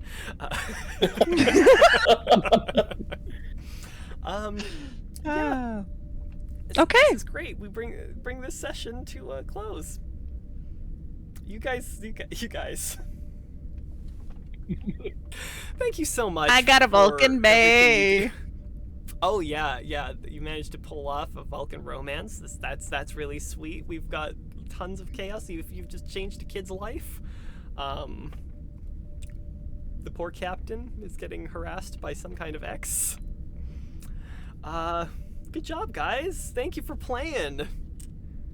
Thank you, Lower Decks, for providing us chaos. I like being a minion. Thanks to Modifius for publishing this game that just is so many facets for horrendous, difficult things. Thank you, chat, for your problematic chaos and just hurting my psyche on a regular basis, and for praising Potato God. We always like to praise Potato God here on our Twitch channel, and it's Chef Tato is now a word because of this. Chef Tato. We got Which more to makes me cover laugh that time. because Chef Tato now. Chef Tato. Chef Tato, that's your new nickname, Kargs. Okay, you are Chef Tato. Chef You're just Tato a cute little Kargs. potato. You're just a cute little potato. When we see you at Penty, that will be how we Yeah. bring it up. Chef I'm Tato going to Kargs. bring you some potatoes. That's Perfect. happening now. They will Can have you so make many them- eyes. Can you make them just taste unnervingly meaty? Yes. So I it's a know how shepherd's to do pie. That's No, better. Oh, okay, Bacon? guys. Keep an eye out for the Oh, no. Kickstarter I'm going to put out there of the official USS Okanagan cookbook, where you will have meat potatoes. Traumattots. Traumatized. Traumatots. We'll call them traumatots. Traumattots. They'll eat them and think, I'm not vegetarian anymore. I'm eating flesh. This is how you deal with trauma. no. the plate of PTSD. Thank you to our players for what you guys bring to the table and all the entertainment and creativity. Do you guys want to like plug anything before we bring this to a close? Definitely, again, continue to check out our auction on 32 Auctions. We've got just a couple more days left if you want to bid on some awesome things signed by David Sobolov. We've got Yes. still the Kaido and a couple Rhinoxes. Yeah, and there's lots of things there. Be sure to check that out. And yeah, help us raise money for the Okanagan Wildfire Relief Fund. All the donations will sit up there on our channel, on our website and socials, that you can access that at any time. Help support people here. And again, these collectibles are really, really cool, so. Yeah. And you guys want to? Come hang out with us at the Pentagon, October 21st and 22nd in Penticton, BC, where we're going to do fun, nerdy things, and hopefully all goes well. But yeah, check us out. You'll get to see two of these people on stage, and you can spend copious amounts of dollars throwing potatoes at them. I will bring a bag of potatoes. Not real Pre-boiled. potatoes. Pre-boiled. Yeah. No, we're not going to throw inanimate potatoes. Fluffy Boiled potatoes. soft enough so that way when you throw them, they Yeah. give a nice. But We should have we're hosting a charity game where you can come and cause chaos, but they will be playing goblins, so God knows what's going to happen. So Yeah, I'm excited. I've been formulating plans. Yep. And keep an eye on your emails. Kelowna Comic Con will be sending out some more information from our 2023 event, and you'll be hearing more from us very soon. Amazing. Look forward to it. Huzzah! I would just like to say thank you so much, Josiah, and all of you for an incredible night of storytelling. That was incredible fun, and I'm very, very grateful for this. This was lovely.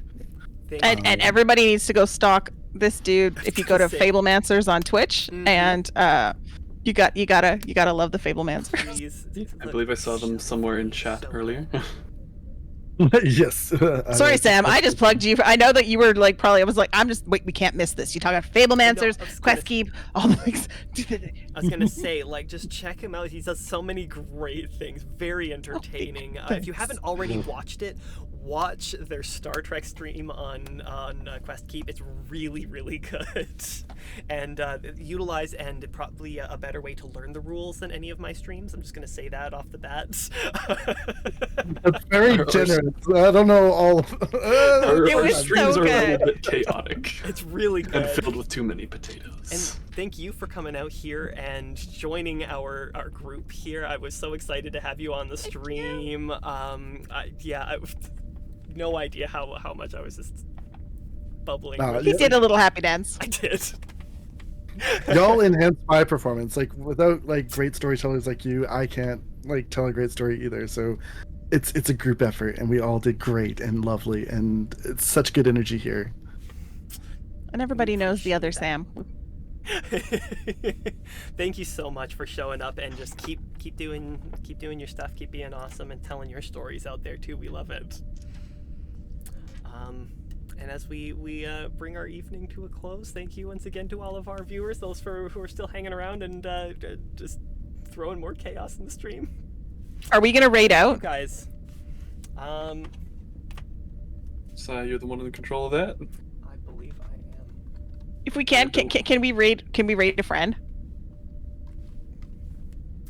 Can we raid because Grave Mortem's streaming right now? Oh, he totally is. He is streaming right now. If you look up Grave Mortem. that name. I think we're gonna You might have to instruct him how to do the rating thing. specifically. Oh, I and haven't we done are. it in Oh, Streamlabs. Oh, out of Streamlabs. Oh. There's a way. I think it's command raid and then at Grave Mortem if you follow. Streamlabs, how to raid. So good night, Wheel Girl. Thanks for coming. Thanks, Chelsea, for being here.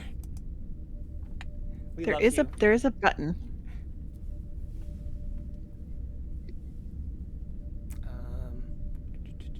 Through those things. If you apparently if you're on the stream, where are we on Streamlabs? There's a bunch of buttons you have to click. Is there? We're just seeing, hey guys, like, stare at our faces for a little bit longer as we figure this out. Oh yeah, it's /raid, and then if you go at and then copy Queen's text, you should be able to do it.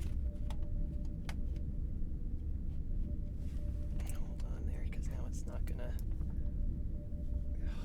Why is this pulling up all of my things? Yeah, it is /raid. There you go. Followed by the channel name.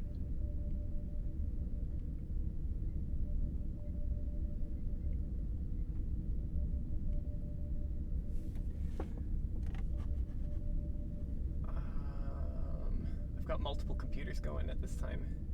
Why is That's very confusing. it definitely messes me up. Please hold. Please hold while we get our technical difficulties straightened out. If you And that's copy why I love you into the guys. chat, I think it will work. Yeah.